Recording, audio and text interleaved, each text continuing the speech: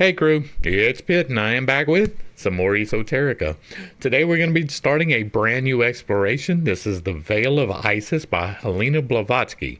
As far as I'm aware, this is the first in the Theosophy genre. And so we're going to get a basic understanding, hopefully, of the system. We are reading aloud and discussing as we go along the various points that are brought to light by the text. It is not the format for everyone, but some people seem to find enjoyment in it and maybe a little bit of wisdom. So you are more than welcome to tag along as we begin this exploration. Before we begin, however, if you are unfamiliar with me, any of my unconventional beliefs, or if at any point in time I lose you in terminology, there will be several playlists linked in the corner above. In the box below, along with the original source material so that you can get a better understanding of why I say the things that I do. I don't know in particular which playlist will be relevant, but I will point them out as we go along. We're going to go ahead and dive in and begin. We are not going to do a groundwork video for Miss Blavatsky. If you are interested, it is an interesting read over on her wiki, but there's a lot there. And honestly, there's not really any reason to dive into it. She was quite controversial. She believed in a lot of things that many people do not. She lived an interesting life, and it is an interesting read, so you are more than welcome to go back and check it out for yourself. Helena Blavatsky is definitely an interesting person. With that being said, we are going to dive in and begin our exploration of the Veil of Isis with Part 1, Science, Chapter 1. Ego sum qui sum, an axiom of the Hermetic philosophy. I am as I am. We commence research where modern conjecture closes its faithless wings. And with us, those were the common elements of science which the sages of today disdain as wild chimeras, or despair of as unfathomable mysteries. Bulwer's Zanoni. If that's a book, drop that below so that I can remember to go and check that one out as well. There exists somewheres in this wide world an old book, so very old that our modern antiquarians might ponder over its pages an indefinite time and still not quite agree as to the nature of the fabric upon which it is written. It is the only original copy now in existence. The most ancient Hebrew document on occult learning, the Sephira de Zenuta, was compiled from it, and at that time when one of the former was already considered in the light of a literary relic.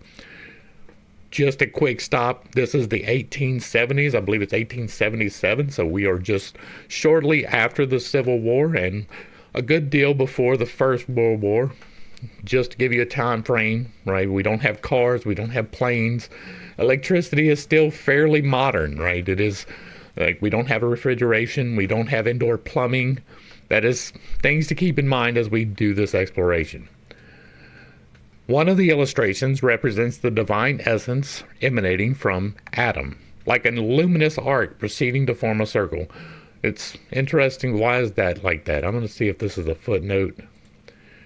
The name used in the sense of the Greek word, I'm guessing that is Adam. One of its illustrations represents the divine essence emanating from Adam, like a luminous arc proceeding to form a circle. And then, having attained the highest point of its circumference, the ineffable glory bends back again and returns to earth, bringing a higher type of humanity in its vortex. As it approaches nearer and nearer to our planet, the emanation becomes more and more shadowy until upon touching the ground it is black as night. A conviction founded upon 70,000 years of experience, as they allege, has been entertained by Hermetic philosophers of all periods that matter has in time become, through sin, more gross and dense than it was at man's first formation. That, at the beginning, the human body was of a half ethereal nature. Now, I'm going to stop here and tell right now, I do not believe that. Not nearly at all. I believe that man has been pretty much the same, right? Microevolution is a thing. Macroevolution is not. And so we didn't come from a different species, I believe. I believe that we were created as we are. But we have micro-evolved, which means evolving within the species. If we had not, we would not have the accumulation of knowledge that we have. Part of evolution is the retaining of knowledge. And so we have televisions, we have cameras, we have microphones, we have electricity and all of those things. I do not believe that we were some half spiritual creature. I really don't. Now, you might, if you buy what is in Genesis, right? If you take it as a literal story, then you can believe that that is a thing, but I don't. I do believe that we had a more spiritual nature. That doesn't mean that we were ethereal. We had the capacity to do other things. That I believe. Like, I have affected magic in my own life. I have healed my throat and my shoulder and some various other places that we can't talk about quite yet. I've done that. I have affected the change through the electromagnetic, the fundamental electromagnetic harmonics that is the Holy Spirit, right? The all-encompassing everything that is the Holy Spirit. And through the intentional direction of those energies, I have affected healing within myself. I believe that that was a possibility for them too. I'm not ethereal. I'm not incorporeal. I'm not anything of that nature. I am a man. But I am able to do the things that are a little bit beyond the ordinary exploration or explanation. And so I don't believe that we were half ethereal. I do not believe that matter and time has become more gross and dense.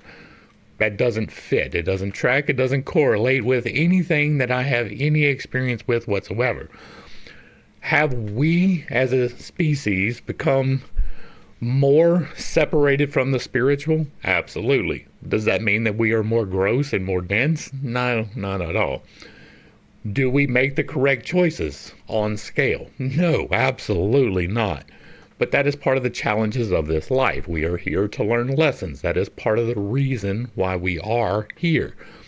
And so those choices are ours to freely make, whether they are for the betterment or for the detriment.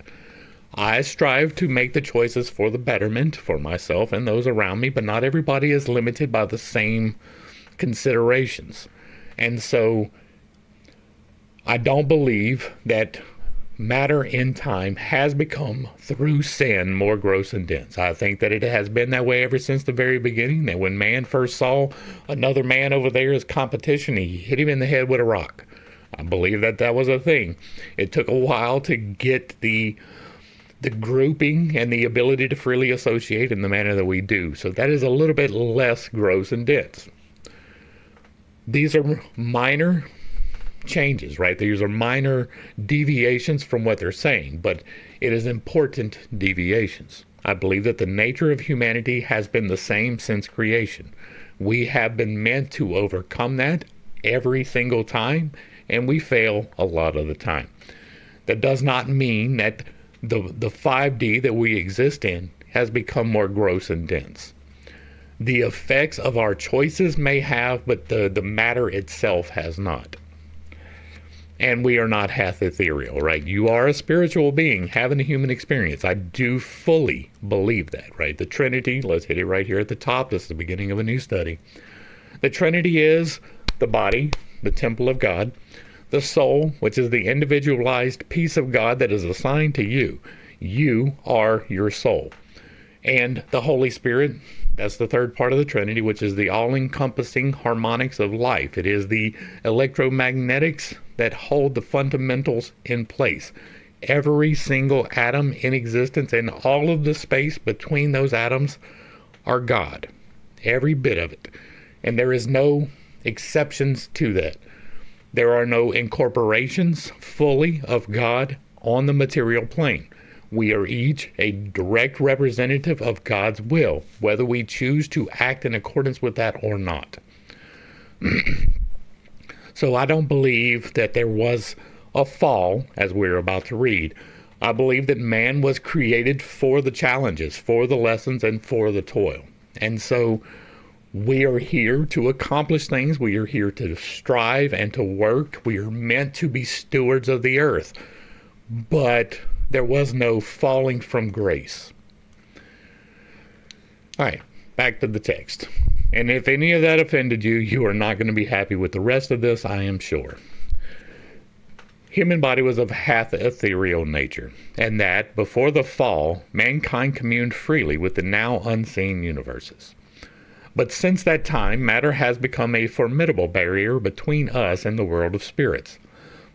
The oldest esoteric traditions also teach that, before the mystic Adam, many races of human beings lived and died out, each giving place in its turn to another. Now, this is really close to something that I believe. Now, I hold some unconventional beliefs, if you were unaware. That's why I pointed out the playlist. And one of the videos on these playlists is going to be the 12,000 year disaster cycle. I do believe that there is a repeating disaster that happens on a 6,000 year cycle of alternatives, right? So 12,000 years ago, there was a hot event, which was lightning coming down like a flaming sword and changing the topography of the earth, and the earth rotated 90 degrees into the current configuration. 6,000 years after that, we had the alternative cycle, which is a wet one. We refer to it as the flood of Noah, or the flood of Utupishtim, or whoever you want to assign to it. And that was a great flooding. The waters came up out of the earth and down from above and flooded the earth, and that was the wet event. Well, now we're about 6,000 years past that, and we are due right now for the repeat of the initiator, which was the hot event. Now, in my estimation, and the reason I'm bringing this up right now, the hot event 12,000 years ago was the Adam event, the expulsion from Eden, where the topography of the earth changed. The climate in almost every zone on the planet changed to great degrees. There was a massive die-off. Most of the earth, most of the beings on the earth, whether they were human or not, perished. There were survivors. There are survivors in every one of these things. Part of that is these people, these human beings who lived and died out, giving place in its turn to one another. I believe that there was other societies prior to that 12,000 years, but that disaster was to such a scale that humanity was severely rocked, severely set back in its growth patterns.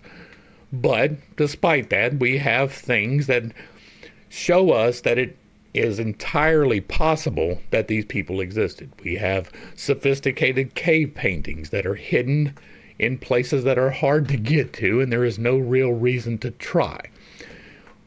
But if the topography was different and the ability to get to these places was different, then maybe there was a reason to try. Right? You didn't have to swim through the tunnel to get to the place to go in this dark cave and paint these things. Instead, the water wasn't there, so you could walk back there. It was a lot easier. And so it makes a little bit more sense to do it. I believe that these people existed. I do not have the proof of that, right? But there are significant reasons to believe that this change takes place, that it has been recorded by multiple sources across the globe independently of each other. The 12,000 year disaster cycle will give you a better understanding of that, but I wanted to hit it because it is definitely brought up right here. These many races of human beings prior to Adam almost certainly were a thing. We do not have significant reason to believe in society more than 12,000 years ago, but I believe that most of that was lost in the topography change. When there's great fire, like great chunks of fire, when I talk about these fire coming down from the heavens like a giant sword, it's not like a lightning bolt, but it's like a lightning bolt 20 or 30 miles in diameter, right? Huge, able to shape mountains from the outflow of the electromagnetics. That destroys a lot of things. The topography, or the planet turning, that changes the topography due to isostatic manipulations and things of that nature. A lot of things are lost under the water, and we don't have it explored. We have a very, very minimum bit of our oceans explored, and it is entirely possible that the proof that would be is buried under a mile or two of water and is extremely difficult to get to. All right, back to the text. We're hitting a lot of stuff because we didn't do groundwork on this, so this is kind of going to be groundwork as we go along. Were these precedent types more perfect? Did any of them belong to the winged race of men mentioned by Plato and Phaedrus? Remind me to look that one up. We've done a lot of Plato, but we have not done Phaedrus, and I want to see that. It is the special province of science to solve the problem. The caves of France and the relics of the Stone Age afford a point at which to begin. That's one of the caves I was talking about, right? As the cycle proceeded, man's eyes were more and more opened until he came to know good and evil, as well as the Elohim themselves. Having reached its summit, the cycle began to go downward. When the arc attained a certain point which brought it parallel with the fixed line of our terrestrial plane, the man was furnished by nature with coats of skin, and the Lord God clothed them. This same belief in the pre-existence of a far more spiritual race than the one to which we now belong can be traced back to the earliest traditions of nearly every people. That is true. In the ancient Quiche manuscript published by Brasseur de Bourbourg, the Popol Vuh, the first men are mentioned as a race that could reason and speak, whose sight was unlimited and who knew all things at once. According to Philo Judaeus, the air is filled with an invisible host of spirits, some of whom are free of evil and immortal, and others are pernicious and mortal. From the sons of El we are descended, and sons of El must we become again. And the unequivocal statement of the anonymous Gnostic who wrote the Gospel according to John, that as many as received him, an example, who followed practically the esoteric doctrine of Jesus, would become the sons of God, points to the same belief. Know ye not ye are gods? Exclaimed the Master. Plato describes admirably in Phaedrus the state in which man once was, and what he will become again, before and after the loss of his wings, when he lived among the gods, a god himself in the airy world. From the remotest periods, religious philosophies taught that the whole universe was filled with divine and spiritual beings from diverse races. From one of these evolved, in the course of time, Adam, the primitive man. The Kalmucks and some tribes of Siberia also describe in their legends earlier creations than our present race.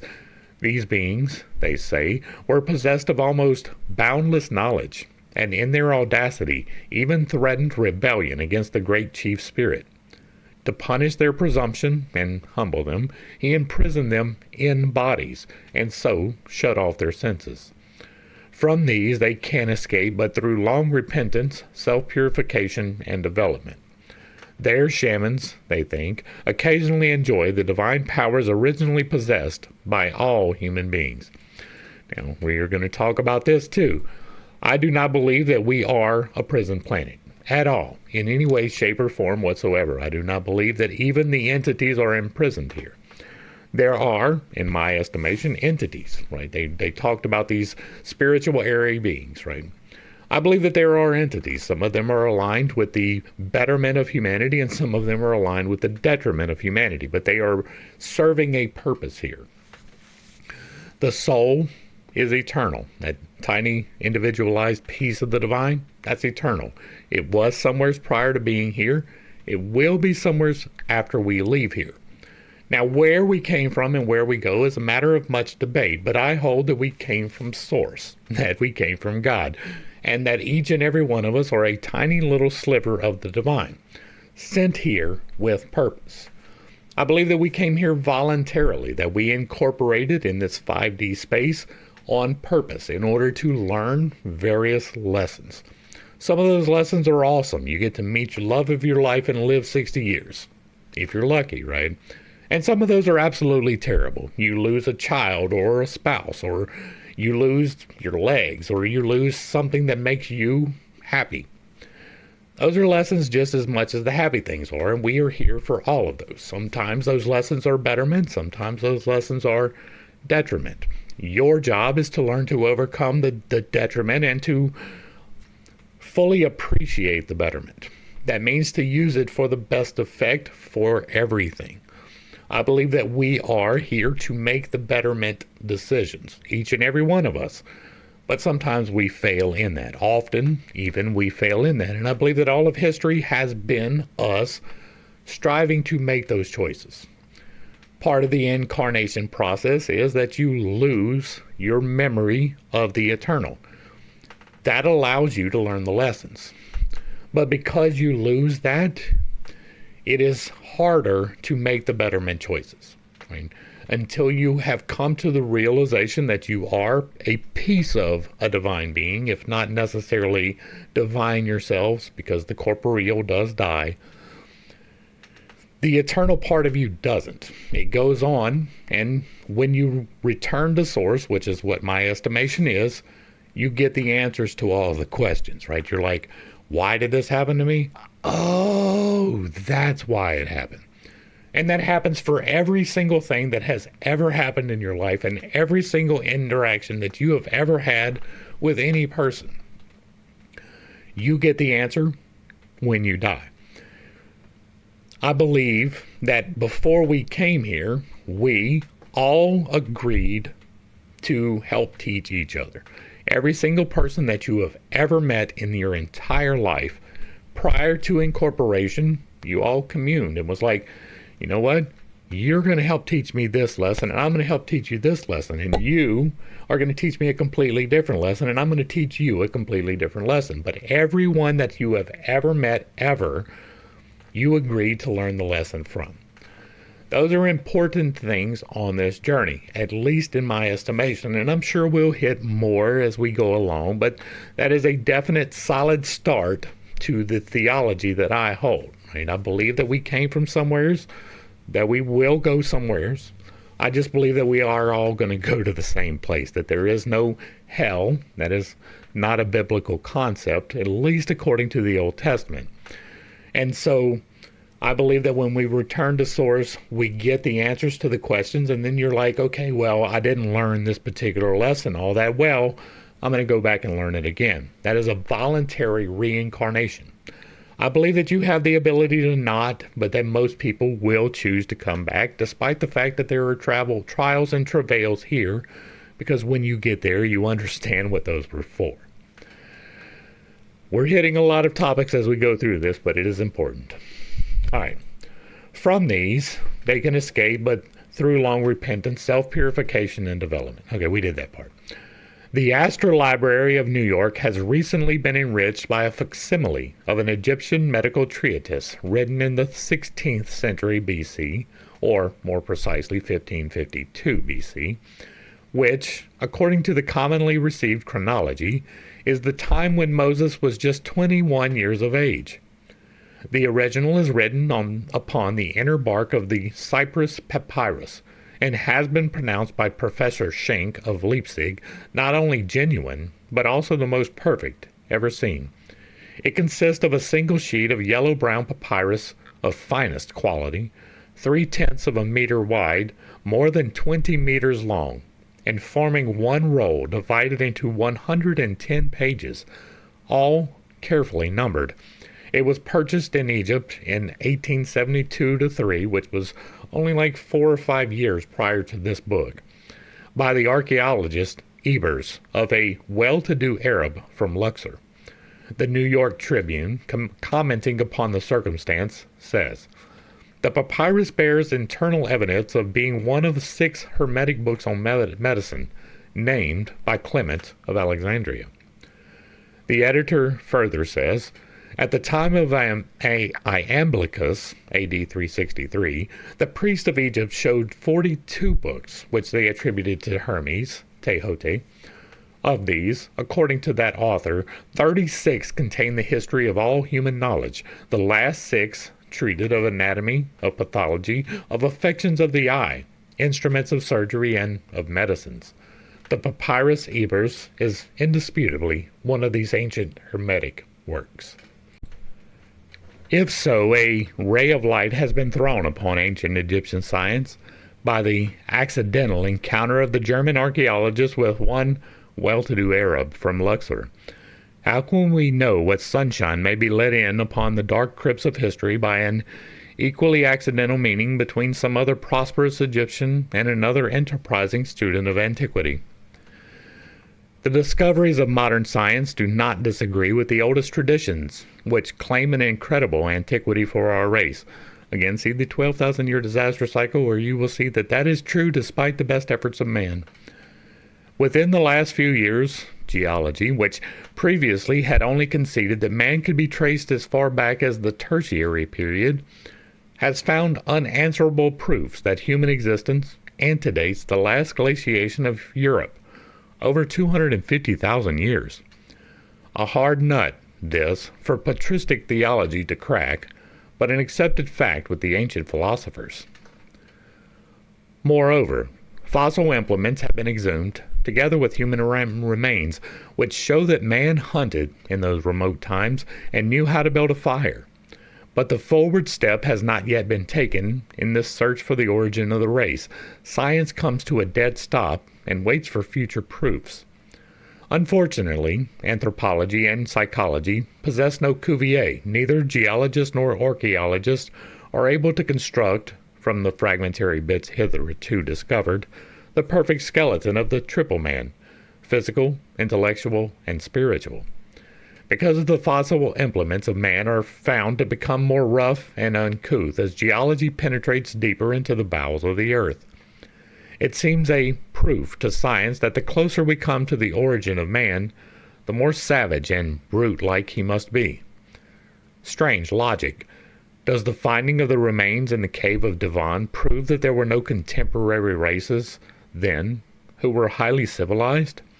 When the present population of the earth have disappeared, and some archaeologists belonging to the coming race of the distant future shall excavate the domestic implements of one of our Indian or Andaman island tribes, will he be justified in concluding that mankind in the 19th century was just emerging from the Stone Age? It has lately been the fashion to speak of the untenable conceptions of an uncultivated past, as though it were possible to hide behind an epigram of the intellectual quarries out of which the reputations of so many modern philosophers have been carved. Just as Tyndall was ever ready to disparage ancient philosophers for a dressing up of whose ideas more than one distinguished scientist has derived honor and credit, so the geologist seems more and more inclined to take for granted that all the archaic races were contemporaneously in a state of dense barbarism. But not all of our best authorities agree in this opinion. Some of the most eminent maintain exactly the reverse. Max Muller, for instance, says, "Many things are still unintelligible to us, and the hieroglyphic language of antiquity records but half of the mind's unconscious intentions. Yet more and more the image of man, in whatever clime we meet him, rises before us noble and pure from the very beginning. Even his errors we learn to understand, even his dreams we begin to interpret. As far as we can trace back the footsteps of man, even on the lowest strata of history, we see the divine gift of a sound and sober intellect belonging to him from the very first, and the idea of a humanity emerging slowly from the depths of an animal brutality can never be maintained again." Now, I do agree that man was limited by the things which he knew, but that he had the capacity to learn even then. It is my belief, and I state this particular example often, that if I pulled Isaiah, the prophet Isaiah, if I pulled him and I sat him right here next to me, he would have no way to interpret almost anything that he sees. Like, he could say that this is a wall, he could say that that's a door, but he would have no concept of this screen that I'm reading on. He would be like, oh, it's a glowing rock, right? He would have no idea about this microphone. He would not know about the camera. He would have no way of understanding the fact that I can record myself and play it back, that I'm looking at myself on a screen over here. He would have no concept of that. But if you gave me a year and he could understand the language, I could train him to work on all of this with proficiency. He would be able to do exactly what I can do. It's not that he doesn't have the capacity, he just doesn't have the knowledge. The ignorance of the knowledge restricts you. And so if you don't have the knowledge of a bow, then all you've got is a spear, right? If you have figured out a spear. It isn't until we get gunpowder that we improve upon the bow. It isn't until we understand combustion that we create the combustion engine. It's not that they didn't have the capacity, they just didn't have the understanding. That's how I look at it for everything. Now, I believe that when the reset happened 12,000 years ago and 6,000 years ago, it was a severe detriment to humanity as a whole. Many of the people who were existent then died. Like, by many, I mean almost all. And so most of your artists are gone. Most of your thinkers are gone. Most of your craftsmen are gone. You have random people. Like, take your neighborhood. I have roughly 50 houses in my little neighborhood right here. And if one of those houses was to survive, I would have no clue what their skills would be, right? If my house would survive, the 5 people that live in my house all have different skill sets.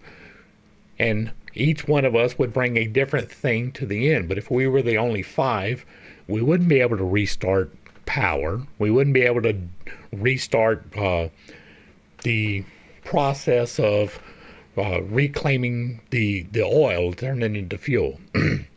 We would be able to probably plant some things and start growing some things and start some husbandry and have to learn how to do those things all over again, because none of us practice that on a regular basis. I do gardening. I enjoy working in the yard, but I am by no means a professional farmer. I have worked on farms. I have been involved with livestock, but I have never raised my own animals for sale or for even eating, right? I had chickens for a while, but even that didn't work out quite right. We don't eat that much eggs, and I wasn't taking out 3 chickens just to eat. And so it would be a process of relearning. We would be set back to the Stone Age. Just here in this neighborhood, even if a quarter of the people in this neighborhood survived, we would not have the skills to restart society. I believe that they had that problem, that after the change, most people died and most of the greater understanding was lost. I have several ultra-specific knowledges, right? The metaphysical stuff that I deal with and the religious stuff that I deal with, that would be absolutely useless for the most part on the other side. Like, understanding morals and how the mind works, that's all good in a non-desperate situation. But if you're in a desperate situation, it's still a handy tool to have, but it has a lot less utility. And so that is just something to keep in mind, right?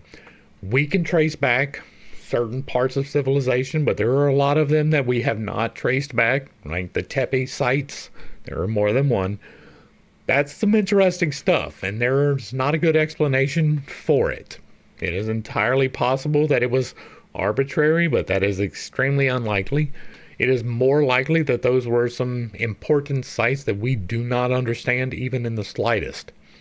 And so it is important to remember that while we have a greater understanding of a lot of things, there are still quite a few that we do not have answers for. And most of those are buried in antiquity. All right, back to the text. As it is claimed to be unphilosophical to inquire into first causes, scientists now occupy themselves with considering their physical effects. The field of scientific investigation is therefore bounded by physical nature. When once its limits are reached, inquiry must stop and their work be recommended. With all due respect to our learned men, they are like the squirrel upon its revolving wheel, for they are doomed to turn their matter over and over again. Science is a mighty potency, and it is not for us pygmies to question her. That's an interesting turn of phrase. But the scientists are not themselves science, embodied any more than the men of our planet or the planet itself. We have neither the right to demand nor power to compel our modern-day philosopher to accept without challenge a geographical description of the dark side of the moon.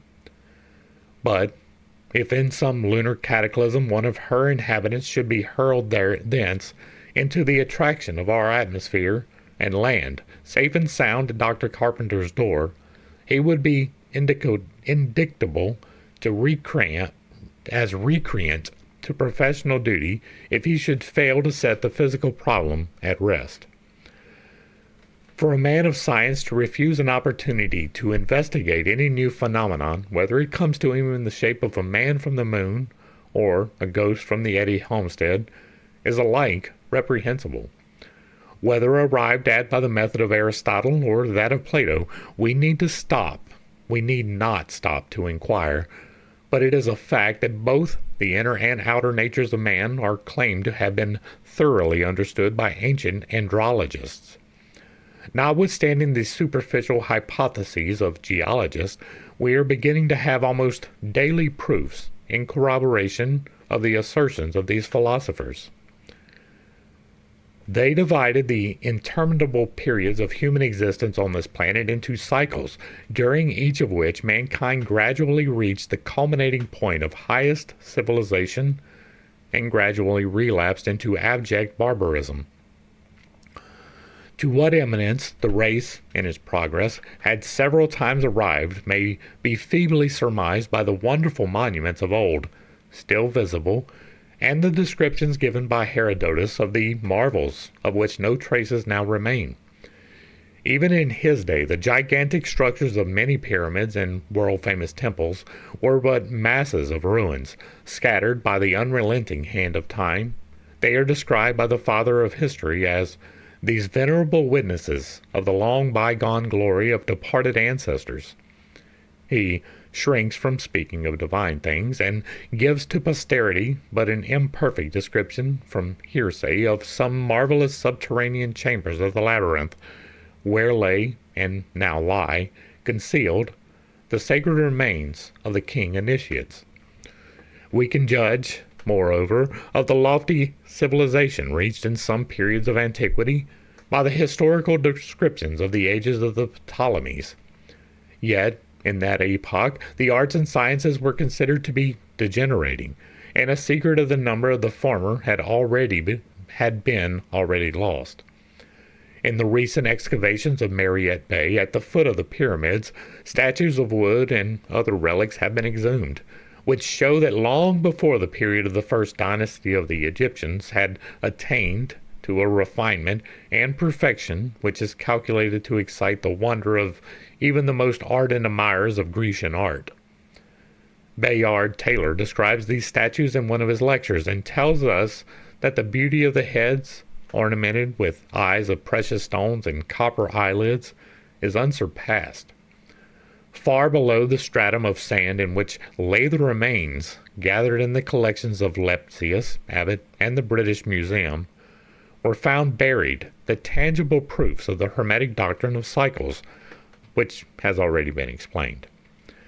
Dr. Schliemann, the enthusiastic Hellenist, has recently found in his excavations in the Troad abundant evidences of the same gradual change from barbarism to civilization, and from civilization to barbarism again. Why then should we feel so reluctant to admit the possibility that if the antediluvians were so much better versed than ourselves in certain sciences as to have been perfectly acquainted with important arts, which we now term lost, they might have equally excelled in psychological knowledge? Such a hypothesis must be considered as reasonable as any other until some countervailing evidence shall be discovered to destroy it. Every true savant admits that in many respects human knowledge is yet in its infancy. Can it be that our cycle began in ages comparatively recent? These cycles, according to the Chaldean philosophy, do not embrace all mankind at one and the same time.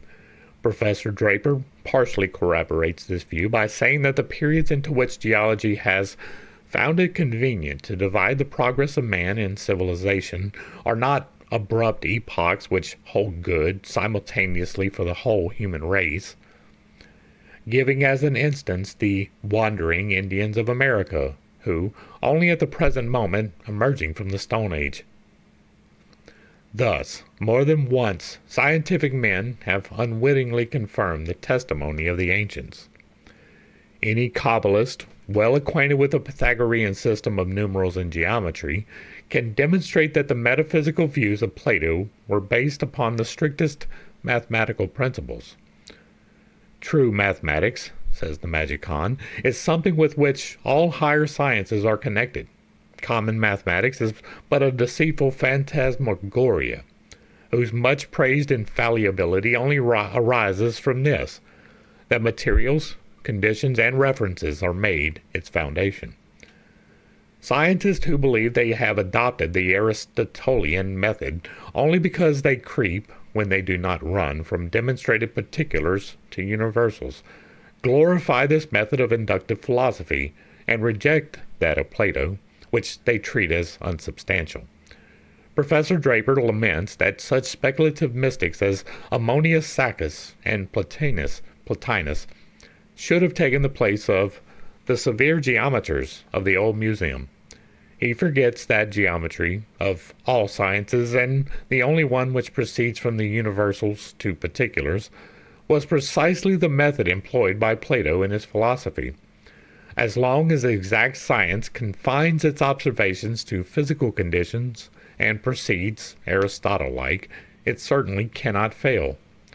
But notwithstanding that the world of matter is boundless for us, it is still finite, and thus materialism will turn forever in this vitiated circle, unable to soar higher than the circumference will permit. The cosmological theory of numerals, which Pythagoras learned from the Egyptian hierophants, is alone able to reconcile the two units, matter and spirit, and cause each to demonstrate the other mathematically. The sacred numbers of the universe, in their esoteric combination, solve the great problem and explain the theory of radiation and the cycle of the emanations. The lower orders, before they develop into higher ones, must emanate from the higher spiritual ones, and when arrived at the turning point, be reabsorbed again into the infinite. Physiology, like everything else in the world of constant evolution, is subject to the cyclic revolution. As it now seems to be hardly emerging from the shadows of the lower arc, so it may be one day proved to have been at the highest point of the circumference of the circle far earlier than the days of Pythagoras. Mochus, the Sidonian, the physiologist and teacher of the science of anatomy, flourished long before the sage of Samos, and the latter received the sacred instructions from his disciples and descendants.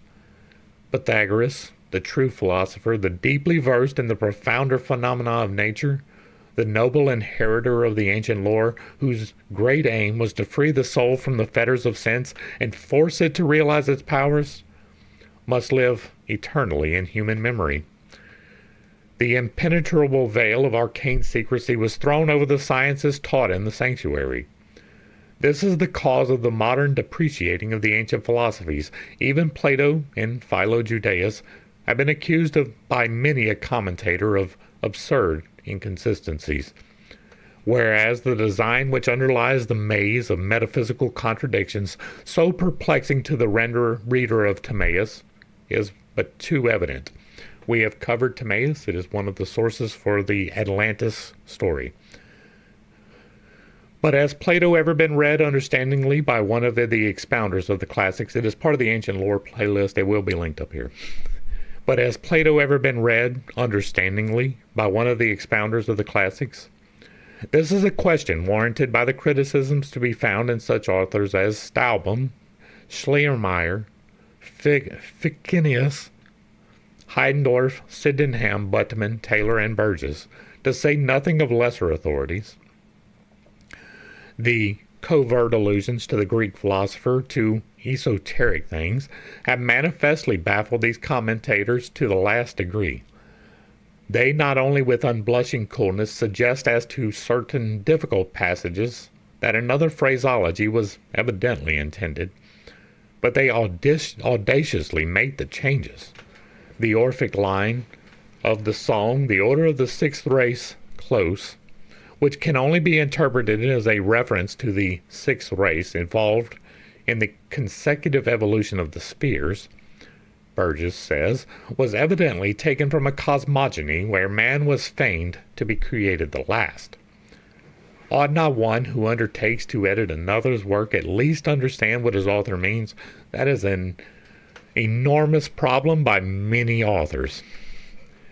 Indeed, the ancient philosophers seem to be generally held, even by the least prejudiced of our modern critics, to have lacked that profundity and thorough knowledge in the exact sciences of which our century is so boastful.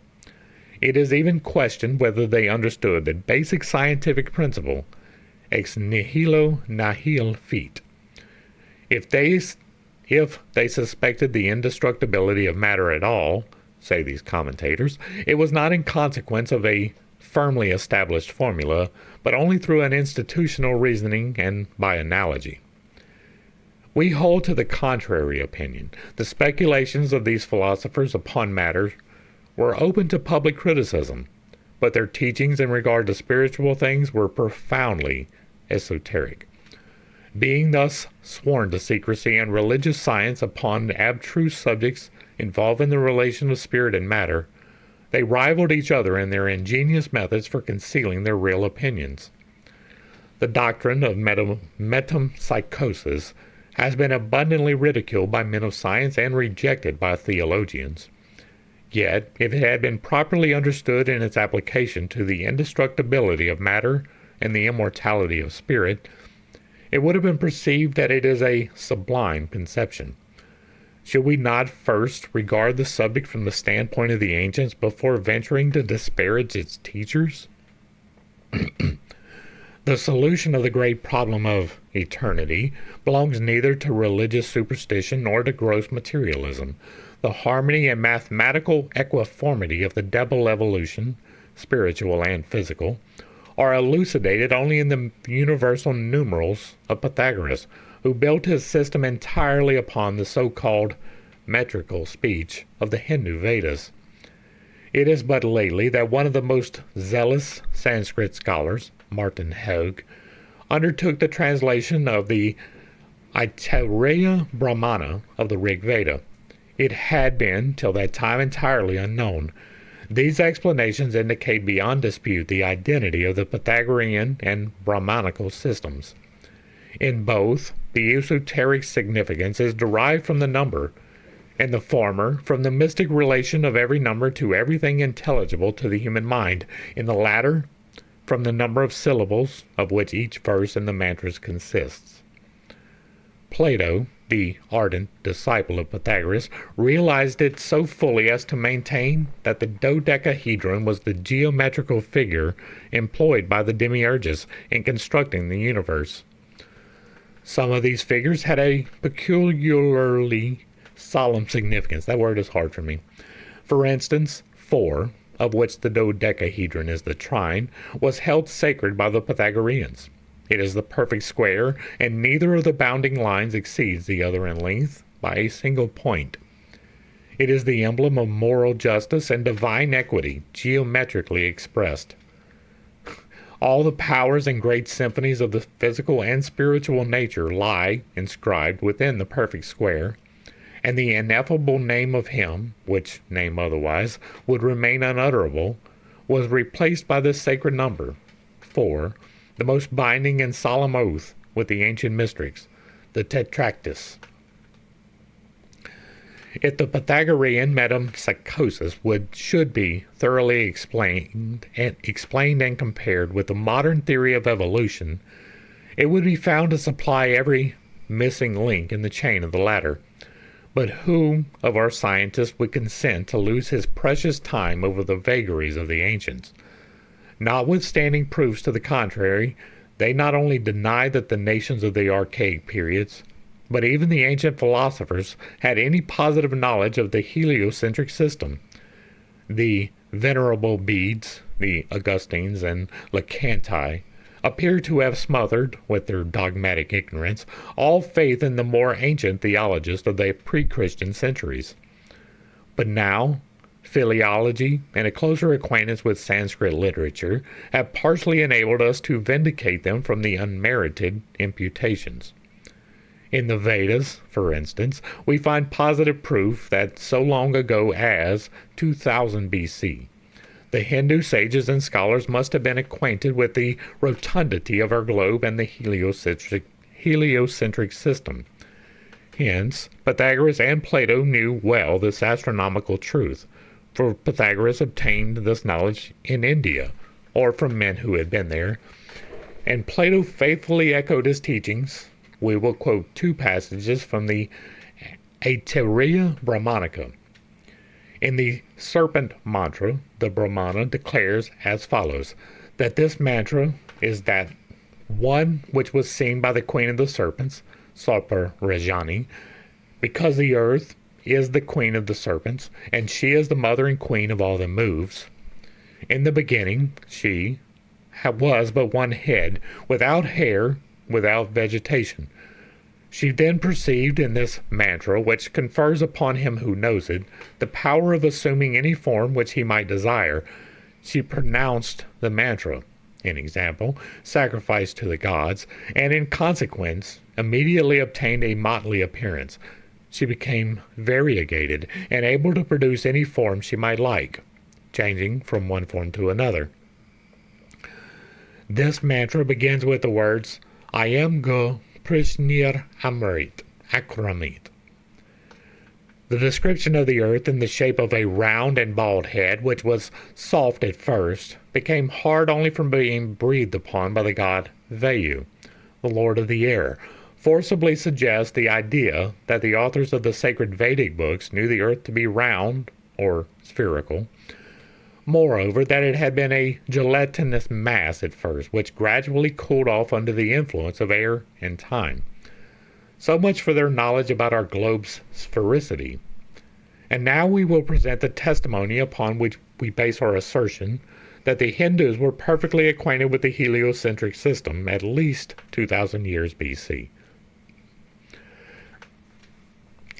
In the same treatise, the Hotar priest is taught how the Shastras should be repeated and how the phenomena of sunrise and sunset are to be explained. It says, the Agnishtoma is that one, that god, who burns. The sun never sets nor rises. When people think the sun is setting, it is not so. They are mistaken. For after having arrived at the end of the day, it produces two opposite effects, making night to what is below and day to what is on the other side. When they, the people, believe it rises in the morning, the sun only does thus. Having reached the end of the night, it makes itself produce two opposite effects, making day as to what is below and night to what is on the other side.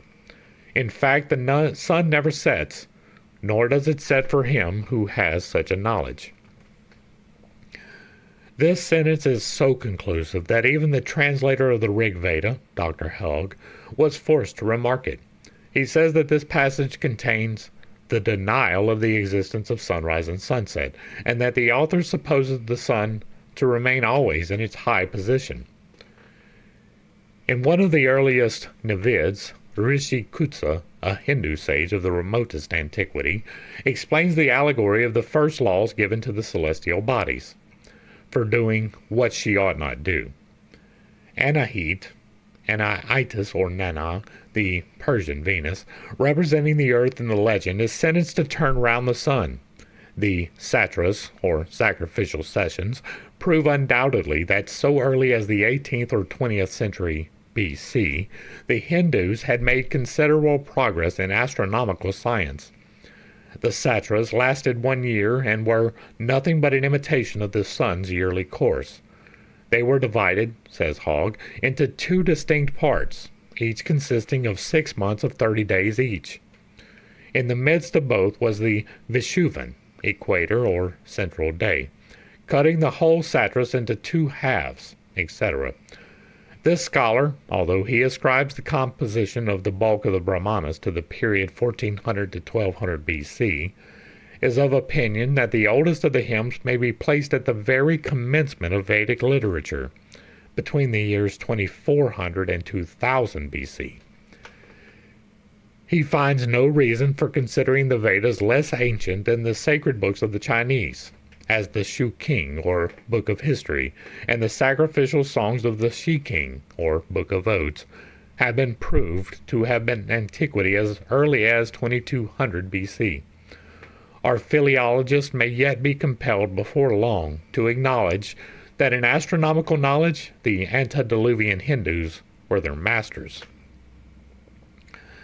At all events, there are facts which prove that certain astronomical calculations were as correct with the Chaldeans in the days of Julius Caesar as they are now. When the calendar was reformed by the conqueror, The civil year was found to correspond so little with the seasons that summer had merged into the autumn months, and the autumn months into full winter. It was Sosigenes, the Chaldean astronomer, who restored order into the confusion by putting back the 25th of March 90 days, thus making it correspond with the vernal equinox. And it was Sosigenes, again, who fixed the length of the months as they now remain. In America, it was found by the Montezuman army that the calendar of the Aztecs gave an equal number of days and weeks to each month. The extreme accuracy of their astronomical calculations was so great that no error has been discovered in their reckoning by subsequent verifications. While the Europeans, who landed in Mexico in 1519, were, by the Julian calendar, nearly 11 days in advance of the exact time. It is to the priceless and accurate translations of the Vedic books and to the personal researches of Dr. Hogg that we are indebted for the corroborations of the claims of the Hermetic philosophers, that the period of Zarathustra's Spitama, Zoroaster, was of untold antiquity, can be easily proved. The Brahmanas, to which Hogg ascribes 4,000 years, describe the religious contest between the ancient Hindus, who lived in the pre-Vedic period, and the Iranians. The battles between the Devas and the Asuras, the former representing the Hindus and the latter the Iranians, are described at length in the sacred books. As the Iranian prophet was the first to raise himself against what he called the idolatry of the Brahmins, and to designate them as the devils, how far back must then have been this religious crisis? This contest, answers Dr. Hogg, must have appeared to the authors of the Brahmanas as old as the feats of King Arthur appeared to the English writers of the 19th century. There was not a philosopher of any notoriety who did not hold to this doctrine of metempsychosis, as taught by the Brahmins, Buddhists, and later by the Pythagoreans, in its esoteric sense, whether he expressed it more or less intelligibly. Origen and Clemens Alexandrinus, Synesius and Chalcidius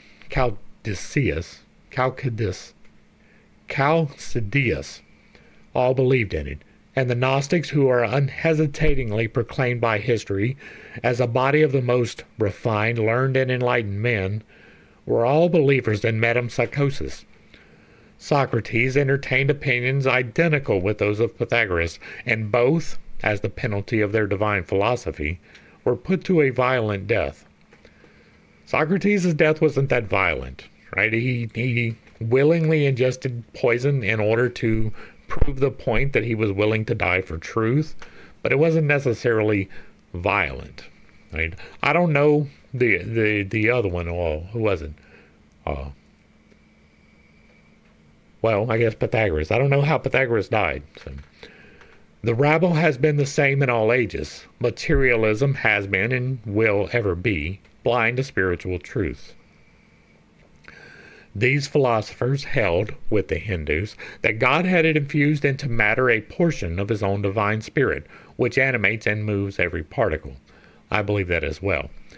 They taught that men have two souls of separate and quite different natures, the one perishable, the astral soul, or the inner fluidic body, and the other incorruptible and immortal, the Ogoides, or portion of the divine spirit, that the mortal, or astral soul, perishes at each gradual change at the threshold of every new sphere, becoming with every transmigration more purified.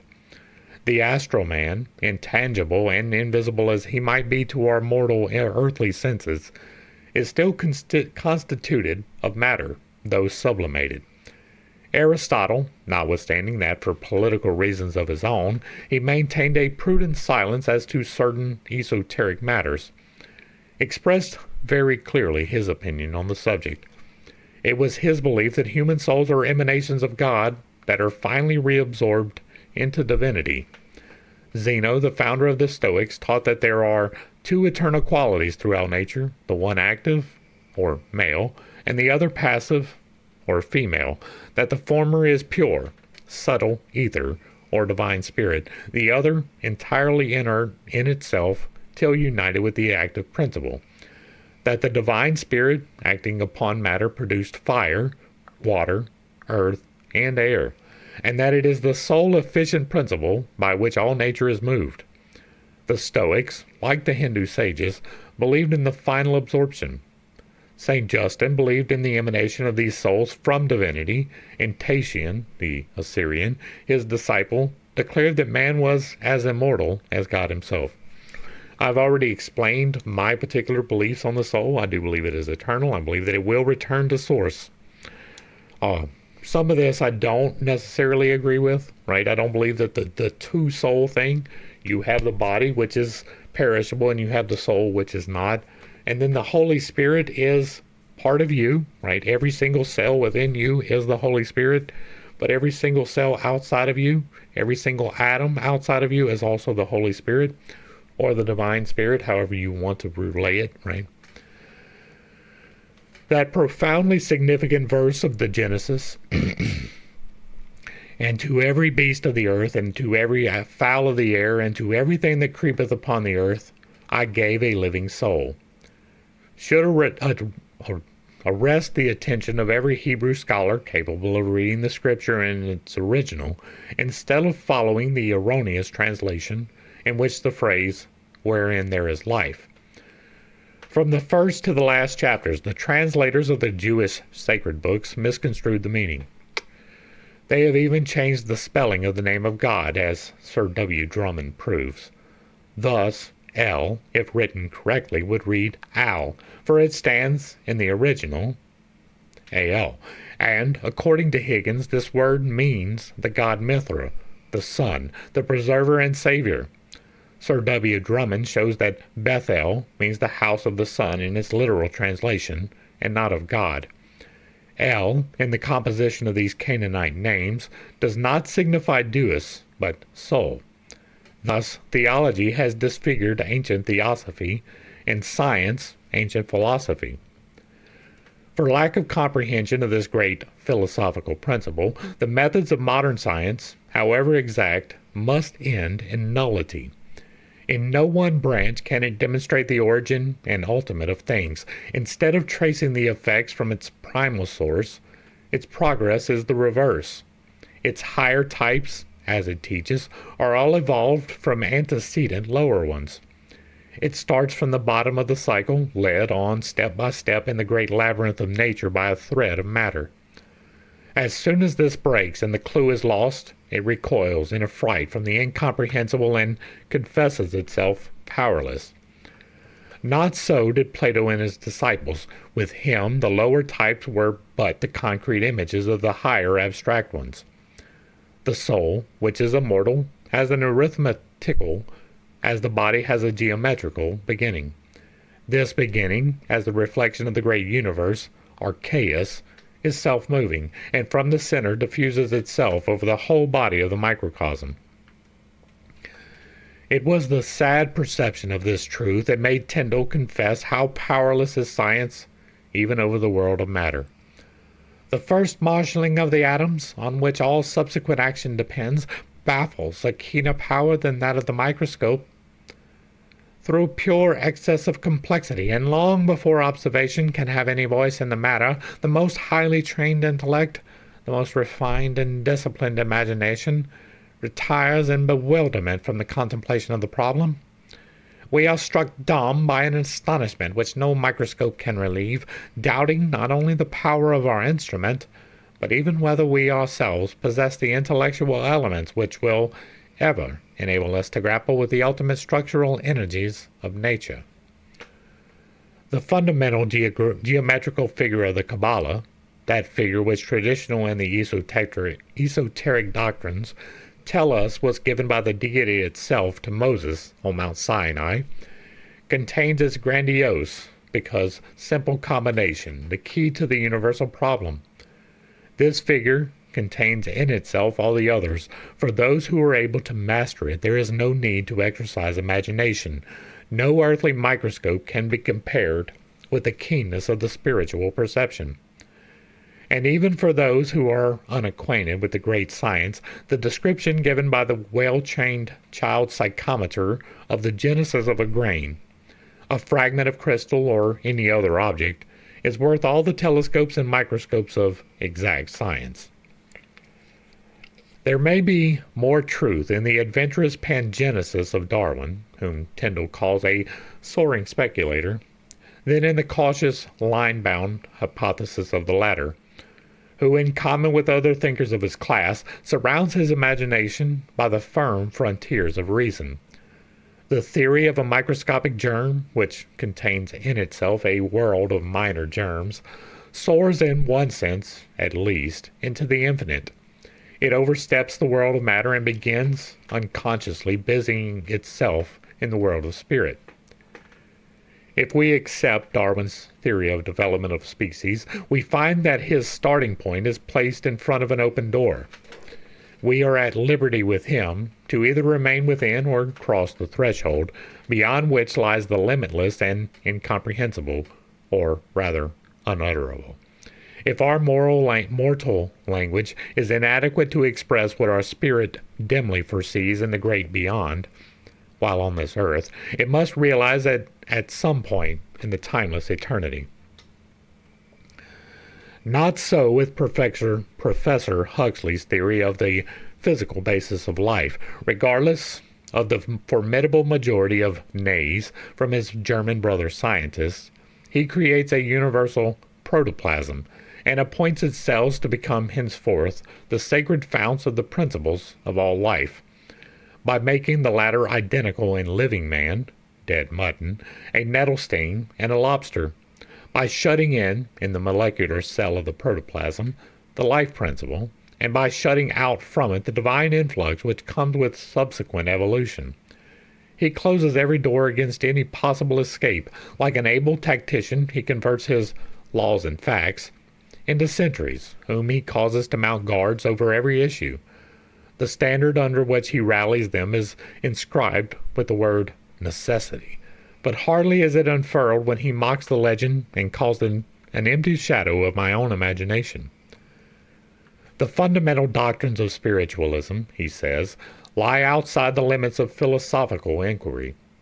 We will be bold enough to contradict this assertion and say that they lie a great deal more with such inquiry than Mr. Huxley's protoplasm, insomuch that they present evident and palpable facts of the existence of spirit, and the protoplasmic cells, once dead, present none whatever of being the originators or the bases of life, as this one of the few foremost thinkers of the day wants us to believe. The ancient Kabbalist rested upon no hypothesis till he could lay its basis upon the firm rock of recorded experiment. I doubt that, but the great dependence upon physical facts led to a growth of materialism and a decadence of spirituality and faith. At the time of Aristotle, this was the prevailing tendency of thought, and though the Delphic commandment was not as yet completely eliminated from Grecian thought, and some philosophers still held that in order to know what man is, we ought to know what man was, still materialism had already begun to gnaw at the root of faith. The mysteries themselves had degenerated in a very great degree to mere priestly speculations and religious fraud.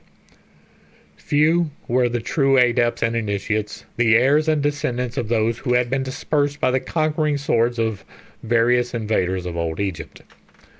The time predicted by the great Hermes in his dialogue with Asclepius has indeed come, the time when impious foreigners would accuse Egypt of adoring monsters, and naught but the letters engraved in stone upon her monuments would survive, enigmas incredible to posterity. Their sacred scribes and hierophants were wanderers upon the face of the earth, obliged from fear of profanation of the sacred mysteries to seek refuge among the Hermetic fraternities, known later as the Essenes. Their esoteric knowledge was buried deeper than ever. The triumphant brand of Aristotle's pupil swept away from his path of conquest every vestige of a once pure religion, and Aristotle himself, the type and child of his epoch, though instructed in the secret science of the Egyptians, knew but little of this crowning result of millenniums of esoteric studies. As well as those who lived in the day of the Semitics, our present-day philosophers lift the veil of Isis, for Isis is but the symbol of nature. But they see only her physical forms. The soul within escapes their view, and the Divine Mother has no answer for them. There are anatomists who, uncovering to sight no indwelling spirit under the layers of muscles, the network of nerves, or the cinereous matter, which they lift with the point of a scalpel, assert that man has no soul. Such are as purblind in sophistry as the student, who, confining his research to the cold letter of the Kabbalah, dares say it has no vivifying spirit. To see the true man who once inhabited the subject which lies before him on the dissecting table, the surgeon must use other eyes than those of his body. So the glorious truth, covered up in the hieratic writings of the ancient papyri, can only be revealed to him who possesses the faculty of intuition, which, if we call reason the eye of the mind, may be defined as the eye of the soul. Now, on not being able to lay eyes on the soul, you can see the auras, right? You can see the chakra, which is the physical emanation, or the auras are the physical emanation of the chakras. The chakras are the energetic centers within your body. There are 7 internal and 1 external that you have access to. It is, like your soul is, the electromagnetics that make the function happen, right? You make the decisions here, and then the Holy Spirit allows that to happen. It changes the now into the next. It takes your food and turns it into fuel. It takes your breath and turns it into the various chemicals that move throughout your body. That electromagnetic impulse is removed upon death. There is 0% chance that you are going to see within the body the soul after death. So if you're performing autopsy, you will not be able to see it for sure. But while the matter is alive, while you are alive, you can, through meditative practices, train your body to be able to see the subtle field, which is the visible part of the chakras. It is the aura. It is the part surrounding and encompassing. It is the light you emit, not admit. And so I don't doubt that they couldn't find it, right? They were digging into dead matter, and there is no soul in the dead matter. That is merely the Holy Spirit before the disintegration. Back to the text. Our modern science acknowledges a supreme power and invisible principle, but denies a supreme being or personal God. Logically, the difference between the two might be questioned, for in this case the power and being are identical. Human reason can hardly imagine to itself an intelligent, supreme power without associating it with the idea of an intelligent being.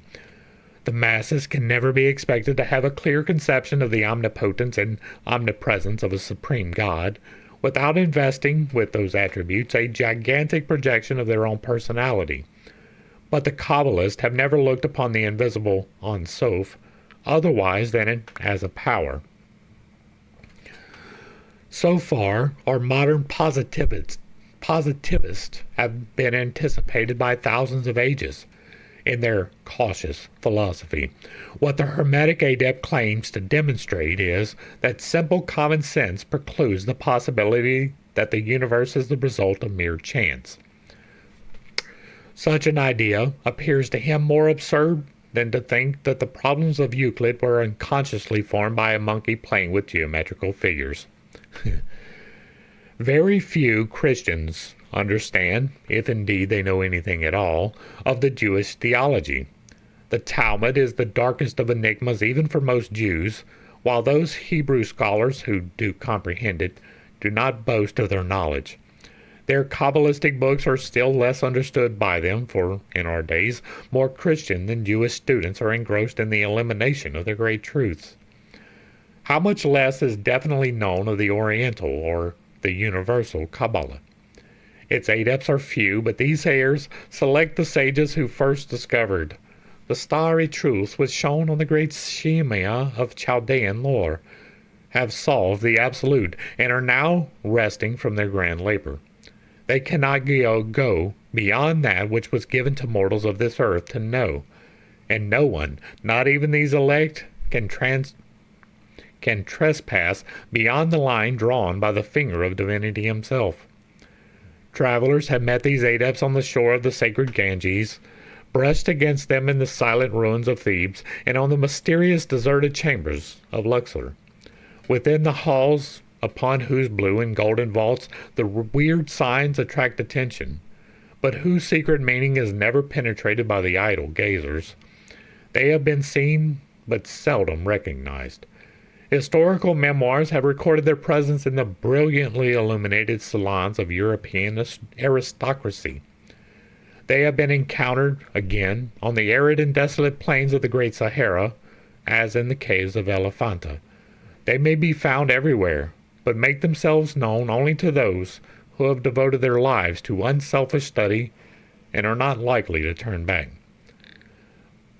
Maimonides, the great Jewish theologian and historian, who at one time was almost deified by his countrymen and afterwards treated as a heretic, remarks that the more absurd and void of sense the Talmud seems, the more sublime is the secret meaning. This learned man has successfully demonstrated that the Chaldean magic, the science of Moses, and the other learned thaumaturgist was wholly based on an extensive knowledge of the various and now forgotten branches of natural science. Thoroughly acquainted with all the resources of the vegetable, animal, and mineral kingdoms, experts in occult chemistry and physics, psychologists as well as physiologists, why wonder that the graduates, or adepts, instructed in the mysterious sanctuaries of the temples could perform wonders, which even in our days of enlightenment would appear supernatural? It is an insult to human nature to brand magic and the occult science with the name of imposture. To believe that for so many thousands of years, one half of mankind practiced deception and fraud on the other half is equivalent to saying that the human race was composed only of knaves and incurable idiots. Where is the country in which magic was not practiced? At what age was it wholly forgotten? In the oldest documents now in our possession, the Vedas, and the older laws of man, we find many magical rites practiced and permitted by the Brahmins. Tibet, Japan, and China teach in the present age that which was taught by the oldest Chaldeans. The clergy of those respective countries prove, moreover, what they teach, namely, that the practice of moral and physical purity and of certain austerities develops the vital soul power of self-illumination, affording to man the control over his own immortal spirit. It gives him truly magical powers over the elementary spirits inferior to himself. In the West, we find magic of as high an antiquity as in the East. The Druids of Great Britain practiced it in their silent crypts of their deep caves, and Pliny devotes many a chapter to the wisdom of the leaders of the Celts. The Semothes, the Druids of the Gauls, expounded the physical as well as the spiritual sciences. They taught the secrets of the universe, the harmonious progress of the heavenly bodies, the formation of the earth, and above all, the immortality of the soul. Into their sacred groves, natural academies, built by the hand of the invisible architect, the initiates assembled at the still hour of midnight to learn about what man once was and what he will be. They needed no artificial illumination nor life-drawing gas to light up their temples, for the chaste goddess of night beamed her most silvery rays on their oak-crowned heads, and their white-robed sacred bards knew how to converse with the solitary queen of the starry vault. On the dead soil of the long bygone past stand their sacred oaks, now dried up and stripped of their spiritual meaning by the venomous breath of materialism. But for the student of the occult learning, their vegetation is still as verdant and luxuriant and as full of deep and sacred truths as at that hour when the arch-druid performed his magical cures, and waving the branch of mistletoe, severed with his golden sickle the green bough from its mother oak tree. Magic is as old as man. It is as impossible to name a time when it sprang into existence as to indicate on what day the first man himself was born. Whenever a writer has started with the idea of connecting its first foundation in a country with some historical character, further research has proved his views groundless. Odin, the Scandinavian priest and monarch, was thought by many to have originated the practice of magic some 70 years BC. But it was easily demonstrated that the mysterious rites of the priestesses called Valas were greatly anterior to his age. Some modern authors were bent on proving that Zoroaster was the founder of magic because he was the founder of the Magian religion. Ammianus Marcellianus, Arenobius, Pliny, and other ancient historians demonstrated conclusively that he was but a reformer of magic as practiced by the Chaldeans and Egyptians. The greatest teachers of divinity agree that nearly all ancient books were written symbolically and in a language intelligible only to the initiated. I'm going to go ahead and pause because I don't know if they're going to keep on with this bent, but I believe in magic. If you are unaware, that is one of my unconventional beliefs. I detail in the Infinite Integrations playlist the means by which I have affected change in myself. I have healed myself through the use of the Holy Spirit or the Divine Spirit or the electromagnetic harmonics of the universe or the electromagnetic or the protoplasm or however you wish to look at it. I have, through prayer, fasting, and meditation, taken a small measure of that force, the electromagnetic foundation of existence, and concentrated it in such a way as to heal myself of an ill. I, 3 years ago, almost 4 now, I guess, developed a cyst in my throat. It was not cancerous, and I was told to leave it in there, right?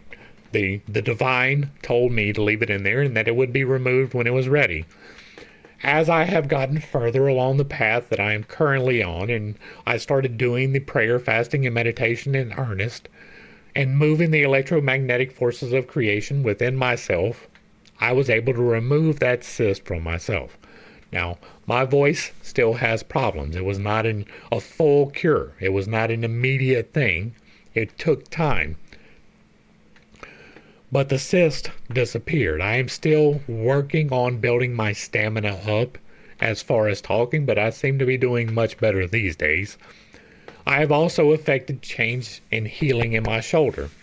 I had surgery on this shoulder 21 years ago, about 2 decades, and I got 80%, right? I could lift it about this high and I can move it a little bit back and forth, but now I have 100% range of motion and my strength back. That was also through what I talk about, the magic, the manipulation of the electromagnetic forces of creation, which is, to me, the Holy Spirit.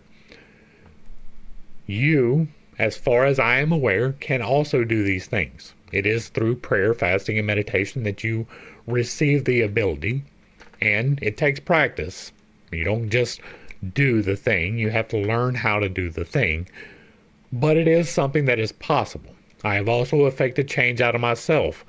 I, once upon a time, back in 2011, was playing with the weather. There was a storm in the Gulf, and I was like, I'm going to dissipate it. And it did. And I was like, well, maybe that was a coincidence. I'm going to intensify it. And I did. And it worked. Both the dissipation and the intensification. And then I reaped the karmic benefits of that because that is how I wound up injured. I have had 13 discs messed up from a car accident directly related to that storm. I've relayed that before, so I'm not going to dive into detail with it again, but I am affecting healing within myself through these things, and that is magic. You don't have to believe that. You can call it whatever you want, but it's happening. And so I wanted to hit that in case we don't come back to the magic issue. I believe in magic. I believe in the divine. I believe in the entities. I believe in miracles.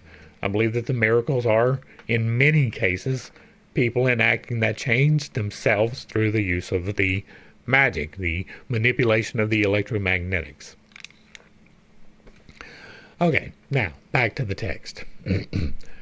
The biographical sketch of Apollonius of Tyana affords an example.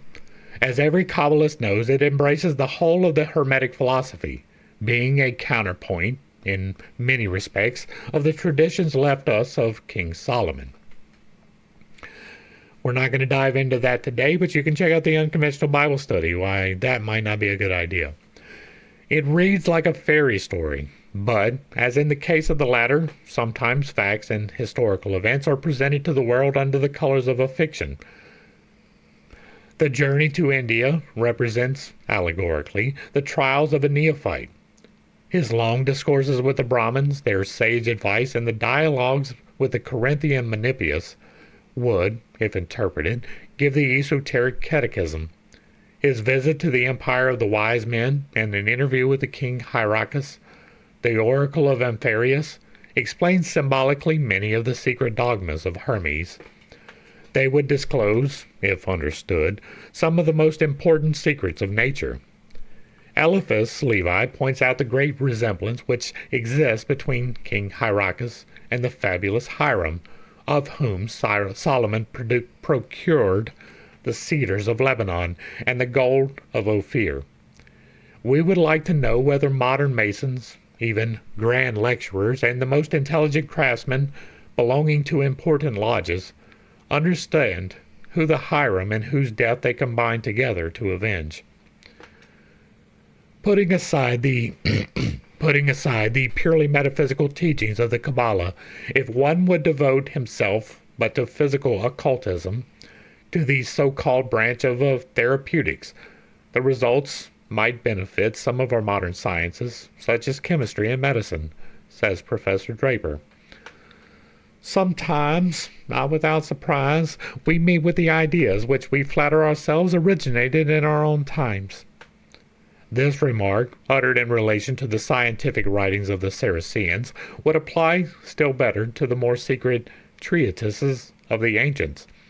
Modern medicine, while it has gained largely in anatomy, physiology, and pathology, and even in therapeutics, has lost immensely by its narrowness of spirit, its rigid materialism, its sectarian dogmatism. One school, in its pure-blindedness, sternly ignores whatever is developed by other schools, and all unite in ignoring every grand conception of man or nature developed by mesmerism, or by American experiments on the brain, every principle which does not conform with stolid materialism. It would require a convocation of the hostile physicians of several different schools to bring together what is now known of medical science, and it too often happens that after the best practitioners have vainly exhausted their art upon a patient, a mesmerist or healing medium will effect a cure. The explorers of old medical literature from the time of Hippocrates to that of Paracelsus and Van Helmont will find a vast number of well-attested physiological and psychological facts and of measures or medicines for healing the sick which modern physicians superciliously refuse to employ. Even with respect to surgery, modern practitioners have humbly and publicly confessed the total impossibility of their approximating to anything like the marvelous skill displayed in the art of the bandaging by ancient Egyptians. Many hundred yards of literature, enveloping a mummy from its ears down to every separate toe, were studied by the chief surgical operators in Paris, and, notwithstanding that the models were before their eyes, they were unable to accomplish anything like it. In the Abbott Egyptological Collection in New York City, may be seen numerous evidences of the skill of the ancients in various handicrafts, among others of the art of lace-making, and, as it could hardly be expected but that the signs of woman's vanity should go side by side with those of men's strength, there are also specimens of artificial hair and gold ornaments of different kinds. The New York Tribune, reviewing the contents of the Ebers Papyrus, says, "Verily, there is no new thing under the sun." Chapters 65, 66, 79, and 89 show that hair invigorators, hair dyes, painkillers, and flea powders were desiderata 3,400 years ago. How few of our alleged discoveries are in reality new, and how many belong to the ancients, is again more fairly and eloquently thought, though but in part, stated by our eminent philosophical writer, Professor John W. Draper. His Conflict Between Religion and Science, a great book with a very bad title, swarms with such facts. At page 13, he cites a few of the achievements of ancient philosophers which excited the admiration of Greece. In Babylon was a series of Chaldean astronomical observations ranging back through 1903 years, which Callisthenes sent to Aristotle. Ptolemy, the Egyptian king astronomer, possessed a Babylonian record of eclipses going back 747 years before our era. As Professor Draper truly remarks, long-continued and close observations were necessary before some of these astronomical results that have reached our times could have been ascertained. Thus, the Babylonians had fixed the length of the tropical year within 25 seconds of the truth. Their estimate of the sidereal year was barely 2 minutes in excess. They had detected the precession of the equinoxes. They knew the causes of eclipses and, by the aid of their cycle, called Ceros, could predict them. Their estimate of the value of that cycle, which is more than 6,585 days, was within 19.5 minutes of the truth. Such facts furnish incontrovertible proof of the patience and skill in which astronomy has been cultivated in Mesopotamia, and that, with very inadequate instrumental means, it had reached no inconsiderable perfection. These old observers had made a catalogue of the stars, had divided the zodiac into 12 signs. They had parted the day into 12 hours, the night into 12. They had, as Aristotle says, for a long time devoted themselves to observations of star occultations by the moon. They had correct views of the structure of the solar system and knew the order of emplacement of the planets. They constructed sundials, clepsydras, astrolabes, gnomons. Speaking of the world of eternal truths that lies within the world of transient delusions and unrealities, Professor Draper says, "That world is not to be discovered through the vain traditions that have brought down to us the opinions of men who lived in the morning of civilization, nor in the dreams of mystics, who thought that they were inspired. It is to be discovered by the investigations of geometry and by the practical interrogations of nature." Precisely. The issue could not be better stated. This eloquent writer tells us a profound truth. He does not, however, tell us the whole truth, because he does not know it. He has not described the nature or extent of the knowledge imparted in the mysteries. No subsequent people has been so proficient in geometry as the builders of the pyramid and other titanic monuments, antediluvian or antediluvian and postdiluvian.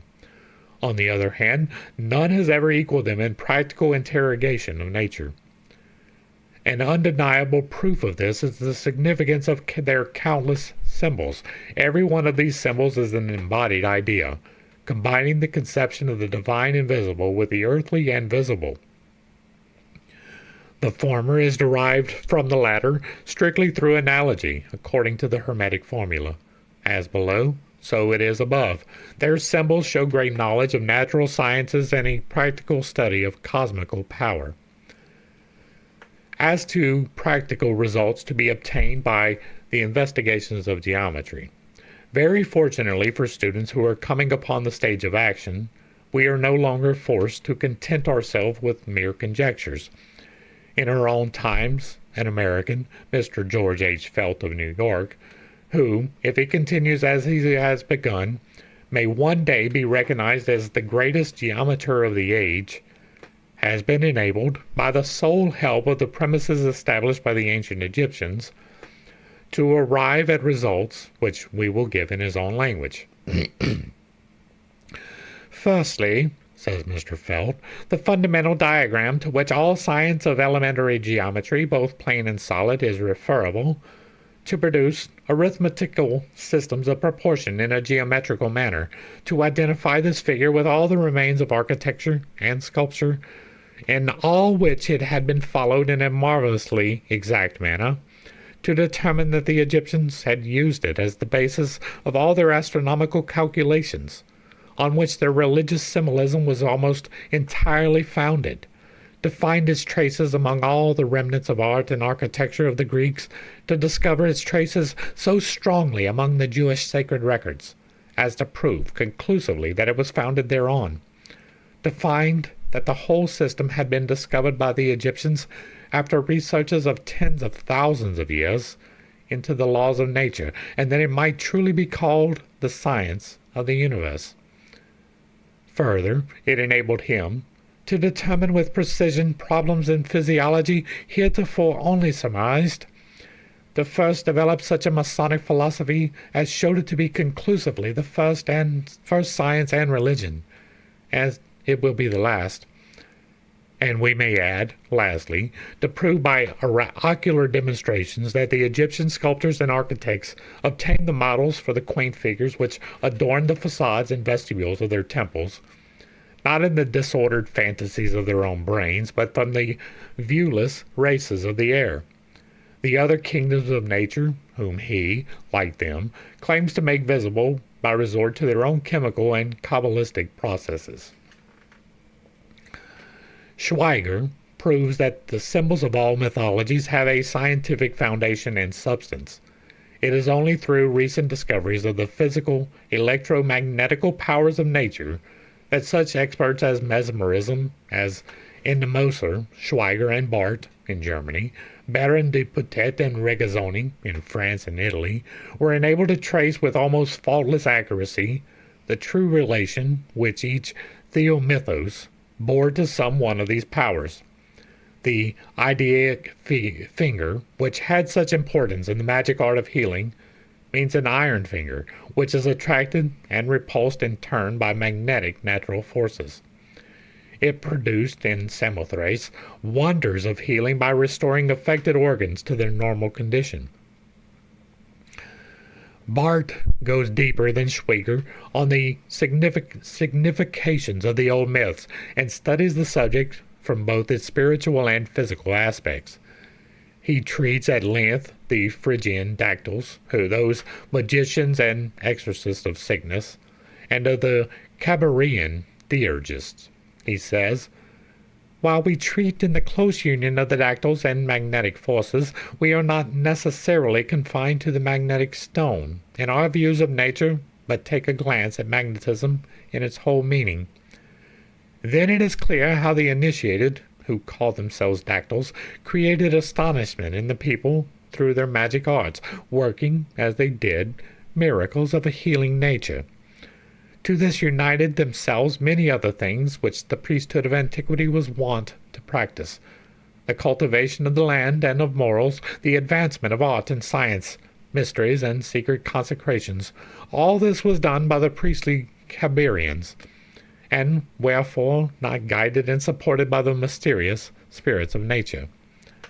Schweiger is of the same opinion, and demonstrates that the phenomena of the ancient theurgy was produced by magnetic powers under the guidance of spirits. I also hold that it is the electromagnetic forces of creation that I manipulate. With no iron finger, by the way. Despite their apparent polytheism, the ancients, those of the educated class at all events, were entirely monotheistical, and this, too, ages upon ages before the days of Moses. In the Ebers Papyrus, this fact is shown conclusively in the following words, translated from the first 4 lines of Plate 1. I came from Heliopolis with the great ones from Hittat, the lords of protection, the masters of eternity and salvation. I came from the Sais with the mother goddess who extended me protection. The Lord of the universe told me how to free the gods from all murderous diseases. Eminent men were called gods by the ancients. The deification of mortal men and superstitious gods is no more a proof against their monotheism than the monument building of modern Christians, who erect statues to their heroes, is proof of their polytheism.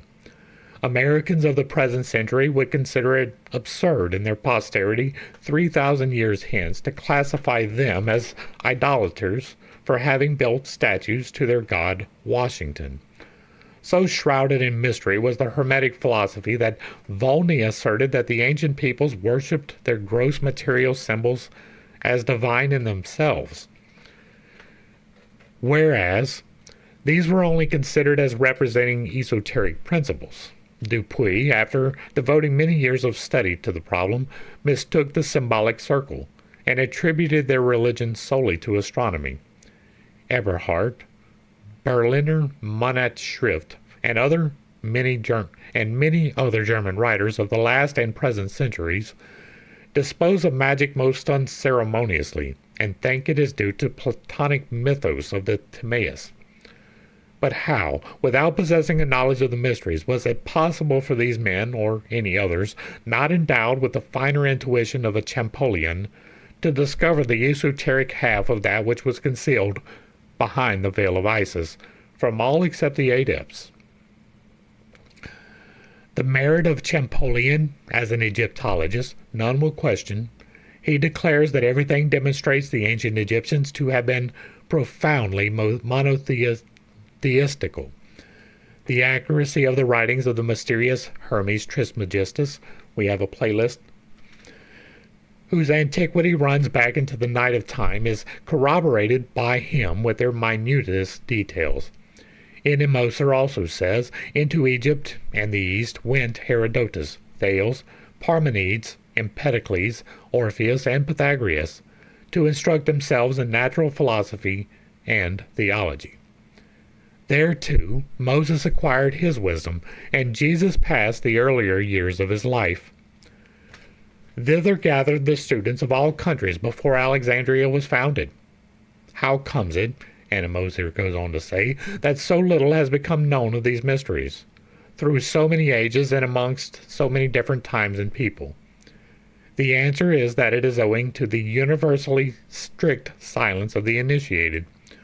Another cause may be found in the destruction and total loss of all the written memorials of the secret knowledge of the remotest antiquity.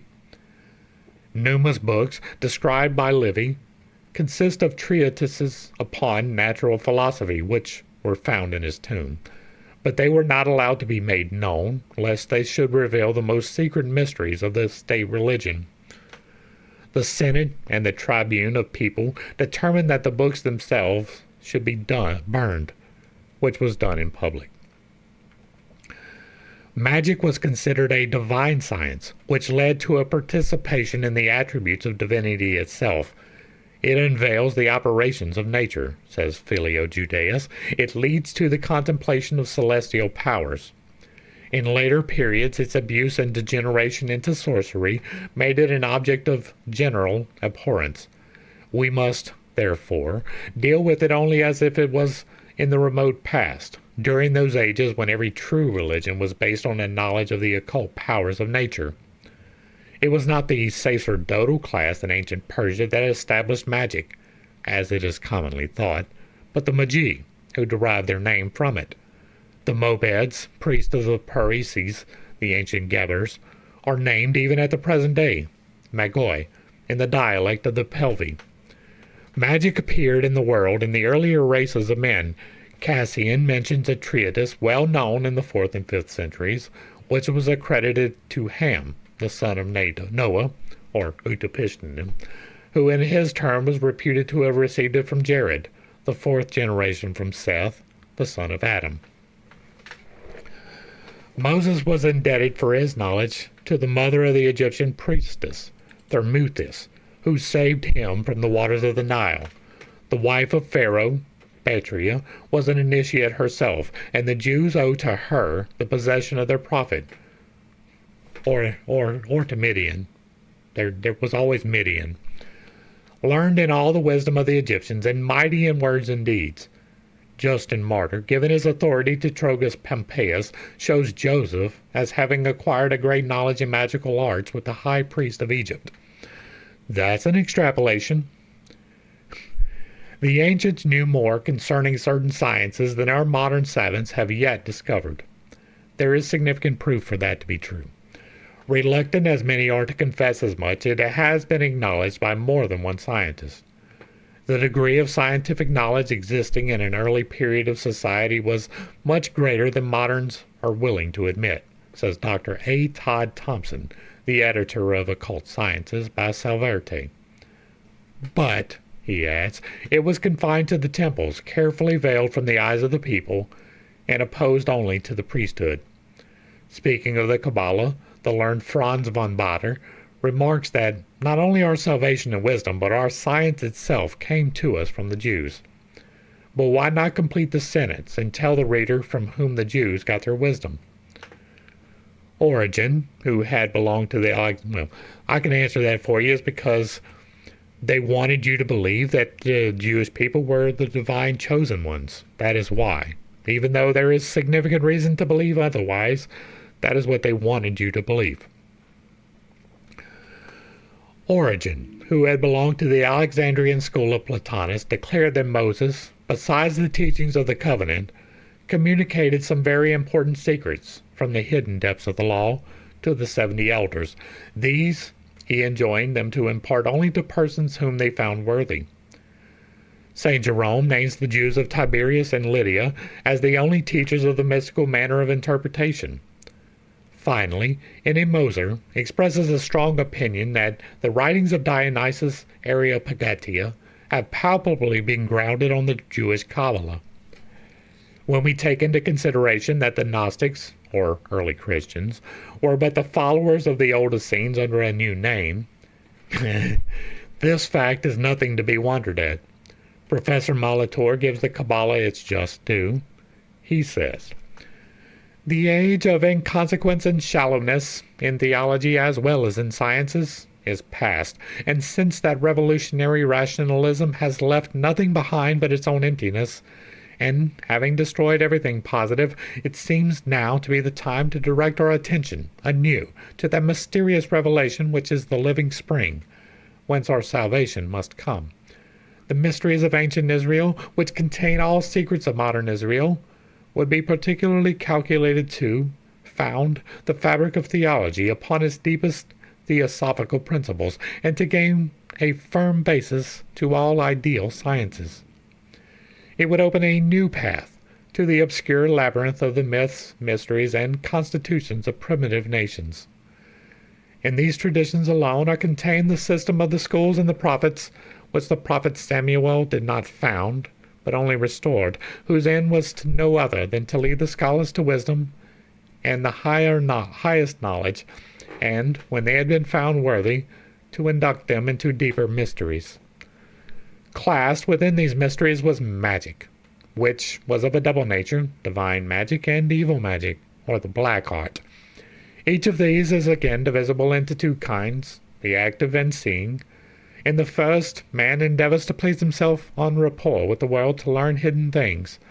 In the latter, he endeavors to gain power over spirits. In the former, to perform good and beneficial acts. In the latter, to do all kinds of diabolical and unnatural deeds. The clergy of the three most prominent Christian bodies, the Greek, Roman Catholic, and Protestant, discountenance every spiritual phenomenon manifesting itself through these so-called mediums. A very brief period, indeed, has elapsed since both the two-letter ecclesiastical corporations burned, hanged, and otherwise murdered every helpless victim through whose organism spirits, and sometimes blind and as yet unexplained forces of nature, manifested themselves. At the head of these three churches, preeminent stands the Church of Rome. Her hands are scarlet with the innocent blood of countless victims shed in the name of the Moloch-like divinity at the head of her creed. She is ready and eager to begin again, but she is bound hand and foot by the 19th century spirit of progress and religious freedom, which she reviles and blasphemes daily. The Greco-Russian Church is the most amiable and Christ-like in her primitive, simple, though blind faith. Despite the fact that there has been no practical union between the Greek and Latin churches, and that the two parted company long centuries ago, the Roman pontiffs seem to invariably ignore the fact. They have, in the most impudent manner possible, arrogated themselves jurisdiction not only over the countries within the Greek communion, but also over all Protestants as well. The Church insists, says Professor Draper, that the state has no right over anything which it declares to be within its domain, and that Protestantism, being a mere rebellion, has no rights at all. That even in Protestant communities, the Catholic bishop is the only lawful spiritual pastor.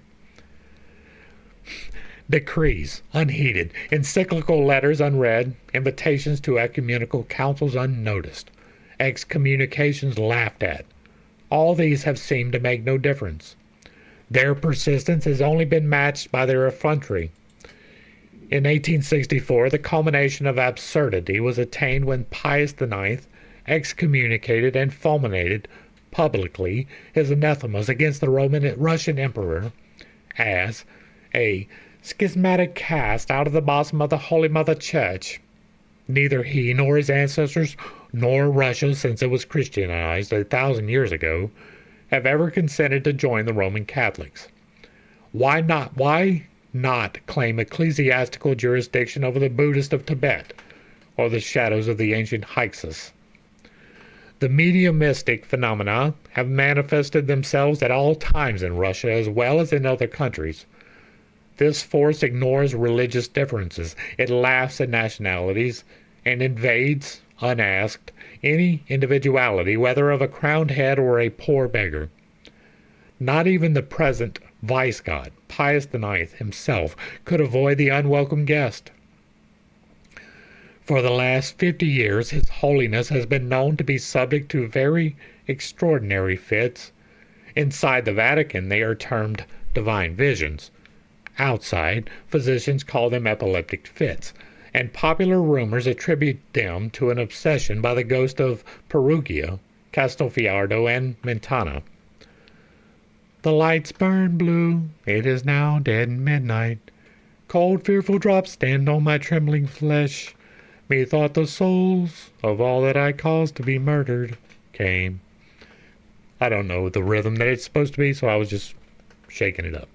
The Prince of Hellenol, so famous during the first quarter of our century for his healing powers, was himself a great medium. Indeed, these phenomena and powers belong to no particular age or country. They form a portion of the psychological attributes of man, the microcosmos. For centuries have the Klikauchi, the Yorodovoi, and other miserable creatures been afflicted with strange disorders, which the Russian clergy and the populace attribute to possession by the devil. They throng the entrances of the cathedrals without daring to trust themselves inside, lest their self-willed, controlling demons might fling them on the ground. Voronezh, Kazan, and all cities which possess the thaumaturgical relics of canonized saints abound with such unconscious mediums. One can always find numbers of them, congregating in hideous groups and hanging about the gates and porches. At certain stages of the celebration of the Mass by the officiating clergy, such as the appearance of the sacraments or the beginning of the prayer in chorus, Ege Cheruvim, these half-maniacs, half-mediums begin crowing like cocks, barking, bellowing, and braying, and finally fall down in fearful convulsions. The unclean one cannot bear the holy prayer, is the pious explanation. Moved by pity, some charitable souls administer restoratives to the afflicted ones and distribute alms among them. Occasionally, a priest is invited to exercise, in which event he either performs the ceremony for the sake of love and charity, or the alluring prospect of 20 kopecks silver bit, according to his Christian impulses. But these miserable creatures, who are mediums, for they prophesy and see visions sometimes, when the fit is genuine, are never molested because of their misfortune. Why should the clergy persecute them, or people hate and denounce them as damnable witches or wizards? Common sense and justice surely suggest that if any are to be punished, it is certainly not the victims who cannot help themselves, but the demon who is alleged to control their actions. The worst that happens to the patient is that the priest inundates him or her with holy water, and causes the poor creature to catch cold. This, failing in efficiency, the Klikaucha is left to the will of God, and taken care of in love and pity. Superstitious and blind as it is, a faith conducted on such principles certainly deserves some respect, and can never be offensive, either to man or to the true God. Not so with that of the Roman Catholics, and hence it is they, and secondarily the Protestant clergy, with the exception of some foremost thinkers among them, that we purpose questioning in this work. We want to know upon what grounds do they base their right to treat Hindus and Chinese spiritualists and Kabbalists in the way they do, denouncing them, in company with the infidels, creatures of their own making, as so many convicts sentenced to the inextinguishable fires of hell. Far from us be the thought of the slightest irreverence, let alone blasphemy, towards the divine power which called all being all things, visible and invisible. Of its majesty and boundless perfection we dare not even think. It is enough for us to know that it exists, and that it is all-wise, enough that in common with our fellow creatures we possess a spark of its essence. The central power whom we revere is the boundless and endless one, the grand, central spiritual Son, by whose attributes and the visible effect of whose audible will we are surrounded, the God of the ancient and the God of the modern seers. His nature can be studied only in the worlds called forth by his mighty fiat. His revelation is traced with his own finger in imperishable figures of universal harmony upon the face of the cosmos.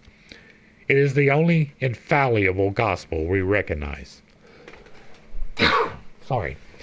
Speaking of ancient geographers, Plutarch remarks in Theseus that they crowd into the edges of their maps parts of the world which they do not know about, adding notes in the margin to the effect that beyond this lies nothing but sandy deserts full of wild beasts and unapproachable bogs. Do not our theologians and scientists do the same? While the former people of the invisible world, with either angels or devils, or our philosophers, try to persuade their disciples that where there is no matter, there is nothing. How many of our inveterate skeptics belong, notwithstanding their materialism, to Masonic lodges? The Brothers of the Rosy Cross, mysterious practitioners of the medieval ages, still live, but in name only. They may shed tears at the grave of their respectable master, Hiram Abiff, but vainly will they search for the true locality where the sprig of the myrtle was placed. The dead letter remains alone. The spirit has fled. We have dealt in part with the Masons, right? It's part of the Esoterica playlist, and we saw, as described by Manly Hall, that they do not believe in the things which they do. They perform these rituals and ceremonies and do not understand them or believe that it is real. They are performing ritual magic and don't believe in magic. That's what she's talking about here. They are like the English or German chorus of the Italian opera, who descend in the fourth act of Arani into the crypt of Charlemagne, singing their conspiracy in a tongue utterly unknown to them. So our modern knights of the sacred arts may descend every night, if they choose, through the 9 arches into the bowels of the earth. They will never discover the sacred delta of Enoch. The Sir Knights of the South Valley, and those in the North Valley, may try to assure themselves that enlightenment dawns upon their minds, and that as they progress in Masonry, the veil of superstition, despotism, tyranny, and so on, no longer obscures the visions of their minds. But these are all empty words so long as they neglect their mother, magic, and turn their backs upon its twin sister, spiritualism. Verily, Knights of the Orient, you may leave your stations and sit upon the floor in attitudes of grief with your heads resting upon your hands. For you have cause to bewail and mourn your fate. Since Philippe le Bel destroyed the Knights Templar, not one has appeared to clear up your doubts, notwithstanding all claims to the contrary. Truly you are wanderers from Jerusalem, seeking the lost treasure of the holy place. Have you found it? Alas, no, for the holy place is profaned. The pillars of wisdom, strength, and beauty are destroyed. Henceforth, you must wander in darkness and travel in humility, among the woods and mountains in search of the lost word. I have the word. Pass on. You will never find it so long as you limit your journey to 7, or even 7 times 7. That is true for reasons y'all don't even know. Because you are traveling in darkness, and this darkness can only be dispelled by the light of the blazing torch of truth, which alone the right descendants of Omas carry. They alone can teach you the true pronunciation of the name revealed to Enoch, Jacob, and Moses. Pass on till your RSW shall learn to multiply 333 and strike instead 666, the number of the apocalyptic beast. You may just as well observe prudence and act sub rosa.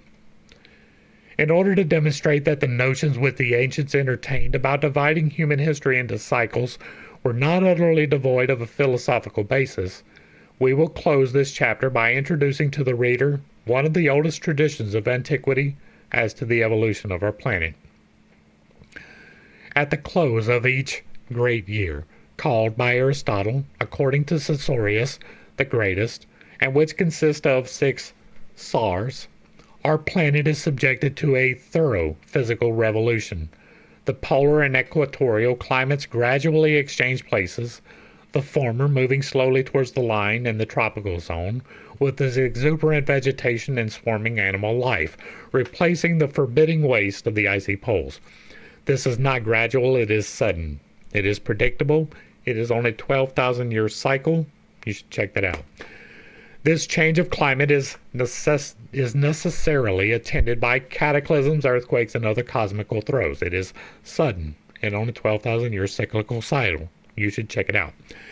As the beds of the ocean are displaced, at the end of every decamillennium, and about 1 Neros, a semi-universal deluge, like the legendary Noachian flood, is brought about. This year was called the Heliacal by the Greeks, but no one outside the sanctuary knew anything certain either as to its duration or particulars. The winter of this year was called the Cataclysm or the Deluge, the summer the Epeirosis. That is telling you something, right? There is a dual pattern of hot and wet. We talked about that at the beginning. That is what this is describing. It is also contained in Timaeus. Sorry. The popular traditions taught that at these alternate seasons, the world was in turn burned and deluged. This is what we learn, at least, from the astronomical fragments of Censorianus and Seneca. So uncertain were the commentators about the length of this year that none except Herodotus and Linnaeus, who assigned to it, the former 10,800 and the latter 13,984, came near the truth, roughly 12,000 years. According to the claims of the Babylonian priests, corroborated by Euplamius, the city of Babylon owes its foundation to those who were saved from the catastrophe of the deluge. They were the giants, and they built the tower which is noticed in history. These giants, who were great astrologers, had received, moreover, from their fathers, the sons of God, every instruction pertaining to secret matters, instructed the priests, in their turn, and left in the temples all the records of the periodical cataclysm that they had witnessed themselves. This is how the high priest came by the knowledge of the great years. When we remember, moreover, that Plato in the Timaeus cites the old Egyptian priest rebuking Solon for his ignorance of the fact that there were several such deluges as the great one of Ogyges, we can easily ascertain that this belief in the Heliocoast was a doctrine held by the initiated priests the world over. The Neroses, the Vrahaspati, or the periods called yugas or kalpas, are life problems to solve. The Satya Yuga and the Buddhistic cycles of chronology would make a mathematician stand aghast at the array of ciphers. The Mahakalpa embraces an untold number of periods far back in the antediluvian ages. Their system comprises a kalpa, or grand period, of 4,320,000 years, which they divide into 4 lesser yugas, running as follows. The first, the Satya Yuga, 1,728,000 years. The second, Treta Yuga, 1,296,000 years. The Dvapara Yuga, 864,000 years. The Kali Yuga, 432,000 years. The total, 4,320,000 years, which make one divine age, or Mahayuga.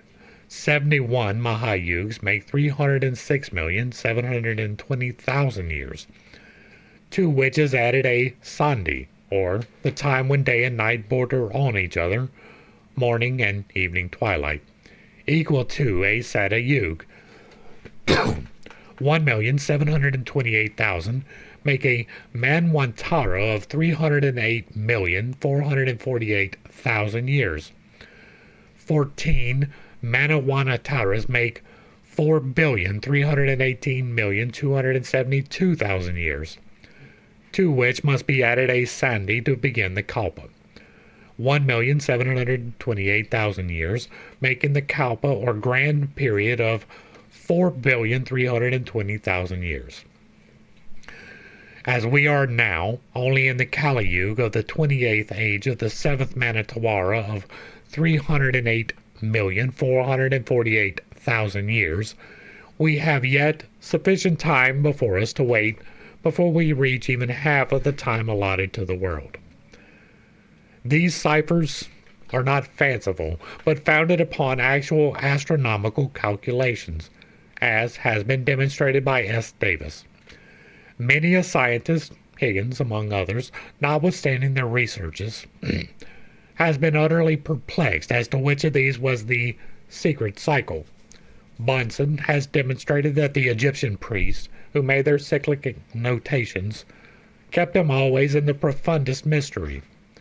Perhaps their difficulty arose from the fact that the calculations of the ancients applied equally to the spiritual progress of humanity as to the physical. It will not be difficult to understand the close correspondence drawn by the ancients between the cycles of nature and of mankind, if we keep in mind their belief in the constant and all-potent influences of the planets upon the fortunes of humanity. Higgins justly believed that the cycle of the Indian system of 432,000 is the true key to the secret cycle, but his failure in trying to decipher it was made apparent, for, as it pertained to the mystery of the creation, this cycle was the most inviolable of all. It was repeated in symbolic figures only in the Chaldean Book of Numbers, the original of which, if now extant, is certainly not to be found in libraries, as it formed one of the most ancient books of Hermes, the number of which is at present undetermined. Calculating by the secret period of the great Neros and the Hindu Kalpas, some Kabbalists, mathematicians, and archaeologists who knew naught of the secret computations made the above number of 21,000 years to be 24,000 years. 24,000 is going to be a double cycle for the length of the great year, as it was to the renewal only of our globe that they thought the last period of 6,000 years applied. That would be the half cycle. Higgins gives as reason for it that it was anciently thought that the equinoxes proceeded only after the rate of 2,000, not 2,160 years in a sign. For thus it would allow for the length of the great year 4 times 6,000, or 24,000 years. Hence, he says, might arise their immensely lengthened cycles, because it would be the same with this great year as with the common year, till it traveled around an immensely lengthened circle. Then it would come to the old point again. He therefore accounts for the 24,000 in the following manner. If the angle which the plane of the ecliptic makes with the plane of the equator had decreased gradually and regularly, as it was till very lately supposed to do, the two planes would have coincided about 10 ages, 6,000 years in 10 ages. 6,000 years more, the sun would have been situated relatively to the southern hemisphere, as he is now to the northern. In 10 ages, 6,000 years more, the two planes would coincide again, and in 10 ages, 6,000 years more, he would be situated as he is now, after a lapse of about 24 or 25,000 years in all. When the sun arrived at the equator, the 10 ages or 6,000 years would end, and the world would be destroyed by fire. When he arrived at the southern point, it would be destroyed by water, and thus it would be destroyed at the end of every 6,000 years, or 10 neuroses. The method of calculating by the neuroses, without allowing any consideration for the secrecy in which the ancient philosophers, who were exclusively of the sacerdotal order, held their knowledge, gave rise to the greatest errors. It led the Jews, as well as some of the Christian Platonists, to maintain that the world would be destroyed at the end of 6,000 years. Gale shows how firmly this belief was rooted in the Jews. It has also led modern scientists to discredit entirely the hypothesis of the ancients. It has given rise to the formation of different religious sects, which, like the Adventists of our century, are always living in expectation of approaching destruction of the world. As our planet revolves once every year around the sun, and at the same time turns in every 24 hours upon its own axis, thus traversing minor circles within a larger one, so is the work of the smaller cyclic periods accomplished and recommenced within the great Saros. The revolution of the physical world, according to the ancient doctrine, is attended by a like revolution in the world of intellect, the spiritual evolution of the world proceeding in cycles, like the physical one. Thus we see in history a regular alternation of ebb and flow in the tide of human progress. The great kingdoms and empires of the world, after reaching the culmination of their greatness, descend again, in accordance with the same law by which they ascended, till, having reached the lowest point, humanity reasserts itself and mounts up once more, the height of its attainment being, by this law of ascending progression, by cycles, somewhat higher than the point from which it had before descended. The division of history of mankind into golden, silver, copper, and iron ages is not a fiction. We see the same thing in the literature of peoples. An age of great inspiration and unconscious productiveness is invariably followed by an age of criticism and consciousness. The one affords material for the analyzing and critical intellect of the other. Thus, all those great characters who tower like giants in the history of mankind, like Buddha, Siddhartha, and Jesus, in the realm of the spiritual, and Alexander the Macedonian and Napoleon the Great in the realm of the physical conquest, but were but reflexed images of human types which had existed 10,000 years before, in the preceding decimillennium, reproduced by the mysterious powers controlling the destinies of our world. There is no prominent character in all the annals of sacred or profane history whose prototype we cannot find in the half-fictitious and half-real traditions of bygone religions and mythologies. As the star, glimmering at an immeasurable distance above our heads in the boundless immensity of the sky, reflects itself in the smooth waters of a lake, so does the imagery of men in the antediluvian ages reflect itself in the periods we can embrace in an historical retrospect. As above, so it is below. That which has been will return again, as in heaven, so on earth. The world is always ungrateful to its great men. Florence has built a statue to Galileo, but hardly even mentions Pythagoras. The former had a ready guide in the treatises of Copernicus, who had been obliged to contend against the universally established Ptolemaic system. But neither Galileo nor modern astronomy discovered the emplacement of the planetary bodies. Thousands of ages before it was taught by the sages of Middle Asia, and brought thence by Pythagoras, not as a speculation but as a demonstrated science.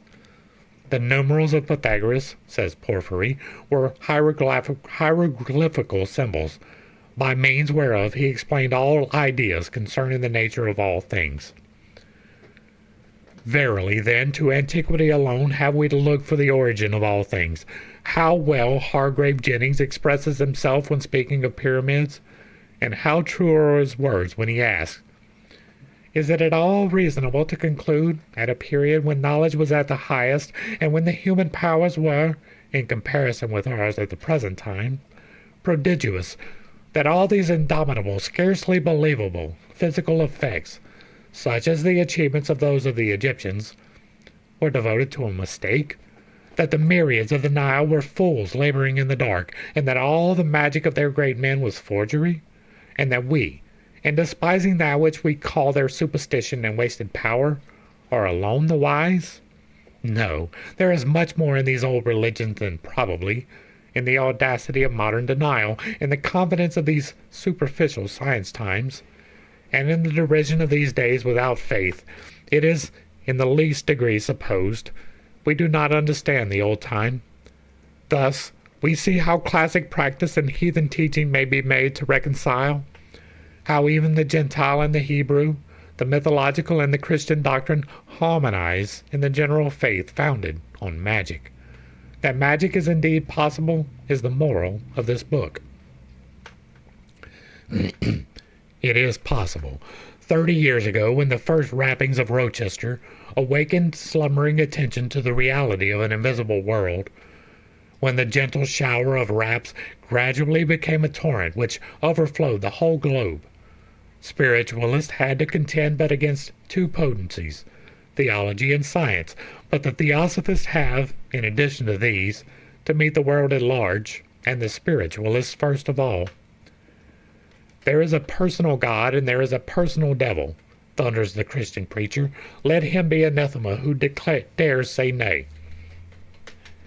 There is no personal God except the gray matter in our brain, contemptuously replies the materialist, and there is no devil. Let him be considered thrice an idiot who says they are. Meanwhile, the occultist and true philosophers heed neither of the two combatants, but keep perseveringly at their work. None of them believe in the absurd, passionate, and fickle God of superstition, but all of them believe in good and evil. Our human reason, the emanation of our finite mind, is certainly incapable of comprehending a divine intelligence, an endless and infinite entity, and according to strict logic, that which transcends our understanding would not remain thoroughly incomprehensible to our senses, cannot exist for us. Hence, it does not exist. So far, finite reason agrees with science and says there is no God. But on the other hand, our ego, that which lives and thinks and feels independently of us in our mortal casket, does more than believe. It knows that there is a God, there exists a God in nature, for the sole and invincible artificer of all that lives in us as we live in him. No dogmatic faith or exact science is able to uproot that intuitional feeling inherent in man when he has fully realized it in himself. Human nature is like universal nature in its abhorrence of a vacuum. It feels an intuitional yearning for his supreme power. Without a God, the cosmos would seem but like a soulless corpse, being forbidden to search for him where alone his traces would be found. Man filled up the aching void with a personal God, whom his spiritual teachers built up for him from the crumbling ruins of heathen myths and hoary philosophies of old. How otherwise explain the mushroom growth of new sects, some of them absurd beyond degree. Mankind have one innate, irrepressible craving that must be satisfied in any religion that would supplant the dogmatic, undemonstrated, and undemonstrable theology of our Christian ages. This is the yearning after the proofs of immortality. As Sir Thomas Browne has expressed it, it is the heaviest stone that melancholy can throw at a man, to tell him he is at the end of his nature, or that there is no future state to come, unto which this seems progressive and otherwise made in vain. Let any religion offer itself that can supply these proofs in the shape of scientific facts, and the established system will be driven to the alternative of fortifying its dogmas with such facts, or of passing out of the reverence and affection of Christendom. Many a Christian divine has been forced to acknowledge that there is no authentic source whence the assurance of a future state could have been derived by man. How could then such a belief have stood for countless ages, were it not that among all nations, whether civilized or savage, man has been allowed the demonstrative proof? Is not the very existence of such a belief and evidence that thinking philosopher and unreasoning savage have both been compelled to acknowledge the testimony of their senses? That if, in isolated instances, spectral illusion may have resulted from physical causes, on the other hand, in thousands of instances, apparitions of persons have held converse with several individuals at once, who saw and heard them collectively. And could not all have been diseased in mind? The greatest thinkers of Greece and Rome regarded such matters as demonstrated facts. They distinguished the apparitions by the names of manes, anima, and umbra, the manes descending after the decease of the individual into the underworld, the anima, or pure spirit, ascending to heaven, and the restless umbra, the earthbound spirit, hovering about its tomb, because the attraction of matter and love of its earthly body prevailed in it and prevented its ascension to higher regions. Terra legit carnum timolum circumviolet umbra, orcus habet mans spiritus astra petit, says Ovid, speaking of the threefold constituents of soul. But all such definitions must be subjected to the careful analysis of philosophy.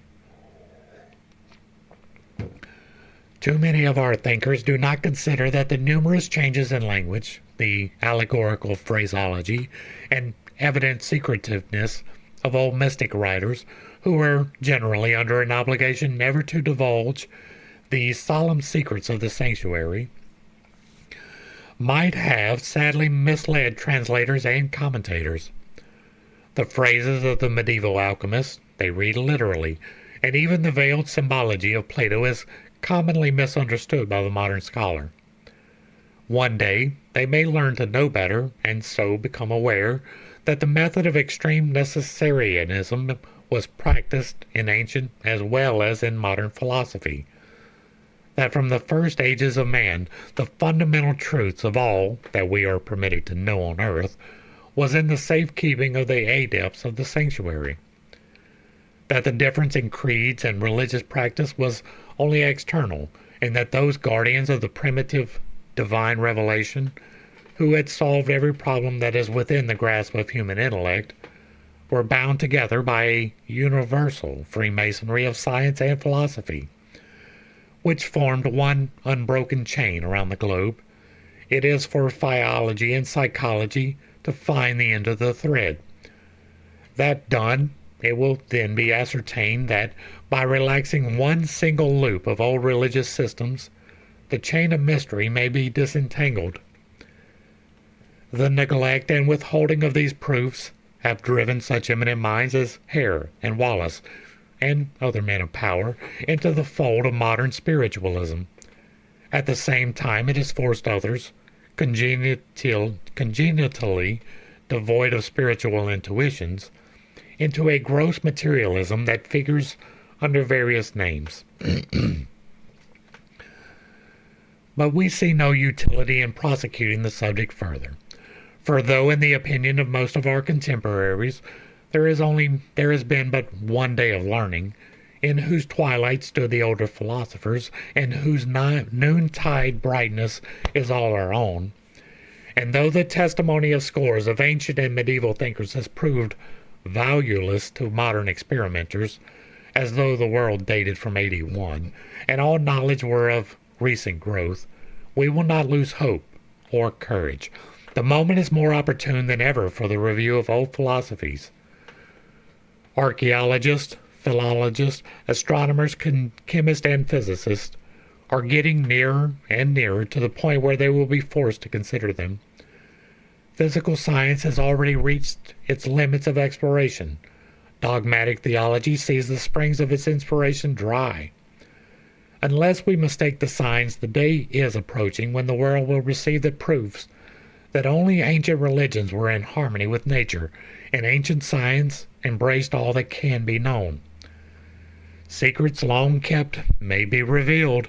Books long forgotten in arts long time lost may be brought out to light again. Papyri and parchments of inestimable importance will turn up in the hands of men who pretend to have unrolled them from mummies, or stumbled upon them in buried crypts. Tablets and pillars whose sculptured revelations will stagger theologians and confound scientists may yet be excavated and interpreted. Who knows the possibilities of the future? An era of disenchantment and rebuilding will soon begin. Nay, has already begun. The cycle has almost run its course. A new one is about to begin, and the future pages of history may contain full evidence and convey full proof that, if ancestry can be in aught believed, descending spirits have conversed with man and told him secrets of the world unknown. And that is going to bring us to the end of chapter 1. Now this last quote right here, I do believe that there are spirits, right? Some of them are for the betterment, some of them are for the detriment, and it is up to discernment to take those voices and listen to them or dismiss them at your leisure. I have had several things directly revealed to me, many of which I wish and assume that we will be discussing in greater detail as we go along. I have talked about most of them, as far as I am aware, already in the Infinite Integrations playlist. There are things which you can discover outside of reading any books. One of the more controversial things that I am going to talk about is the fact that I have been initiated into a spiritual order. It is the order of Melchizedek. It was a spiritual experience that was independent of me. I didn't know the word Melchizedek when it happened. I did not know any of the things that were symbolically relayed in this spiritual experience. I was merely inducted into the order. I cannot convey that to anyone else. There is not a hierarchy of report twos. There is no vow of secrecy. In fact, what appears to be is that the order that I was inducted into is about the dispersal of information. I have had several revelatory experiences myself. Again, I talk about them in great detail in the Infinite Integrations playlist, and we will relay many of them through this study, I hope. Part of that is the 7 internal and 1 external chakras. Part of that is the MBTI system by which I overlaid with the chakras. The method by which that works was revealed to me. Right? It didn't really come from me, but was a source of inspiration that came independently to me through prayer, fasting, and meditation. It's not even really pulled from places that I read, but merely from a greater understanding of spiritual truth being revealed directly. And so, ancestry can be believed. Descending spirits have conversed with men and told him the secrets of the world unknown. I am attempting here in this study, as I have done in other studies, to relay as clearly as possible the things which have been relayed to me. And that's where we're going to go ahead and wrap this one up. Hopefully I brought a little bit of enlightenment and not too much confusion to a series of somewhat difficult topics. I understand I hold some unconventional views, and I have a tendency to step on people's toes when I relay those. It is not intentional, but it is not something I apologize for. I am here to relay greater truths. I am here to show people as plainly as possible the things of the divine which I have come to an understanding of. If you like what I'm doing over here, let me know down below. Give me a like, share, and a sub. Throw me a comment if you agree or disagree. If it remains respectful, it will remain up. If there is another work you would like to see me work through in the manner that we are doing here, leave that in the comments as well. And if you really like what I'm doing, hit me with that super thanks, because the bills do not pay themselves. To the crew, thanks for hanging out. This was a really long one, so thanks for hanging out. I appreciate every single minute you are here with me, and I am praying for you every single day. Until next time, I love you. God loves you. You are perfect, whole, and complete, just the way that you are. And this has been Pitt State. Peace.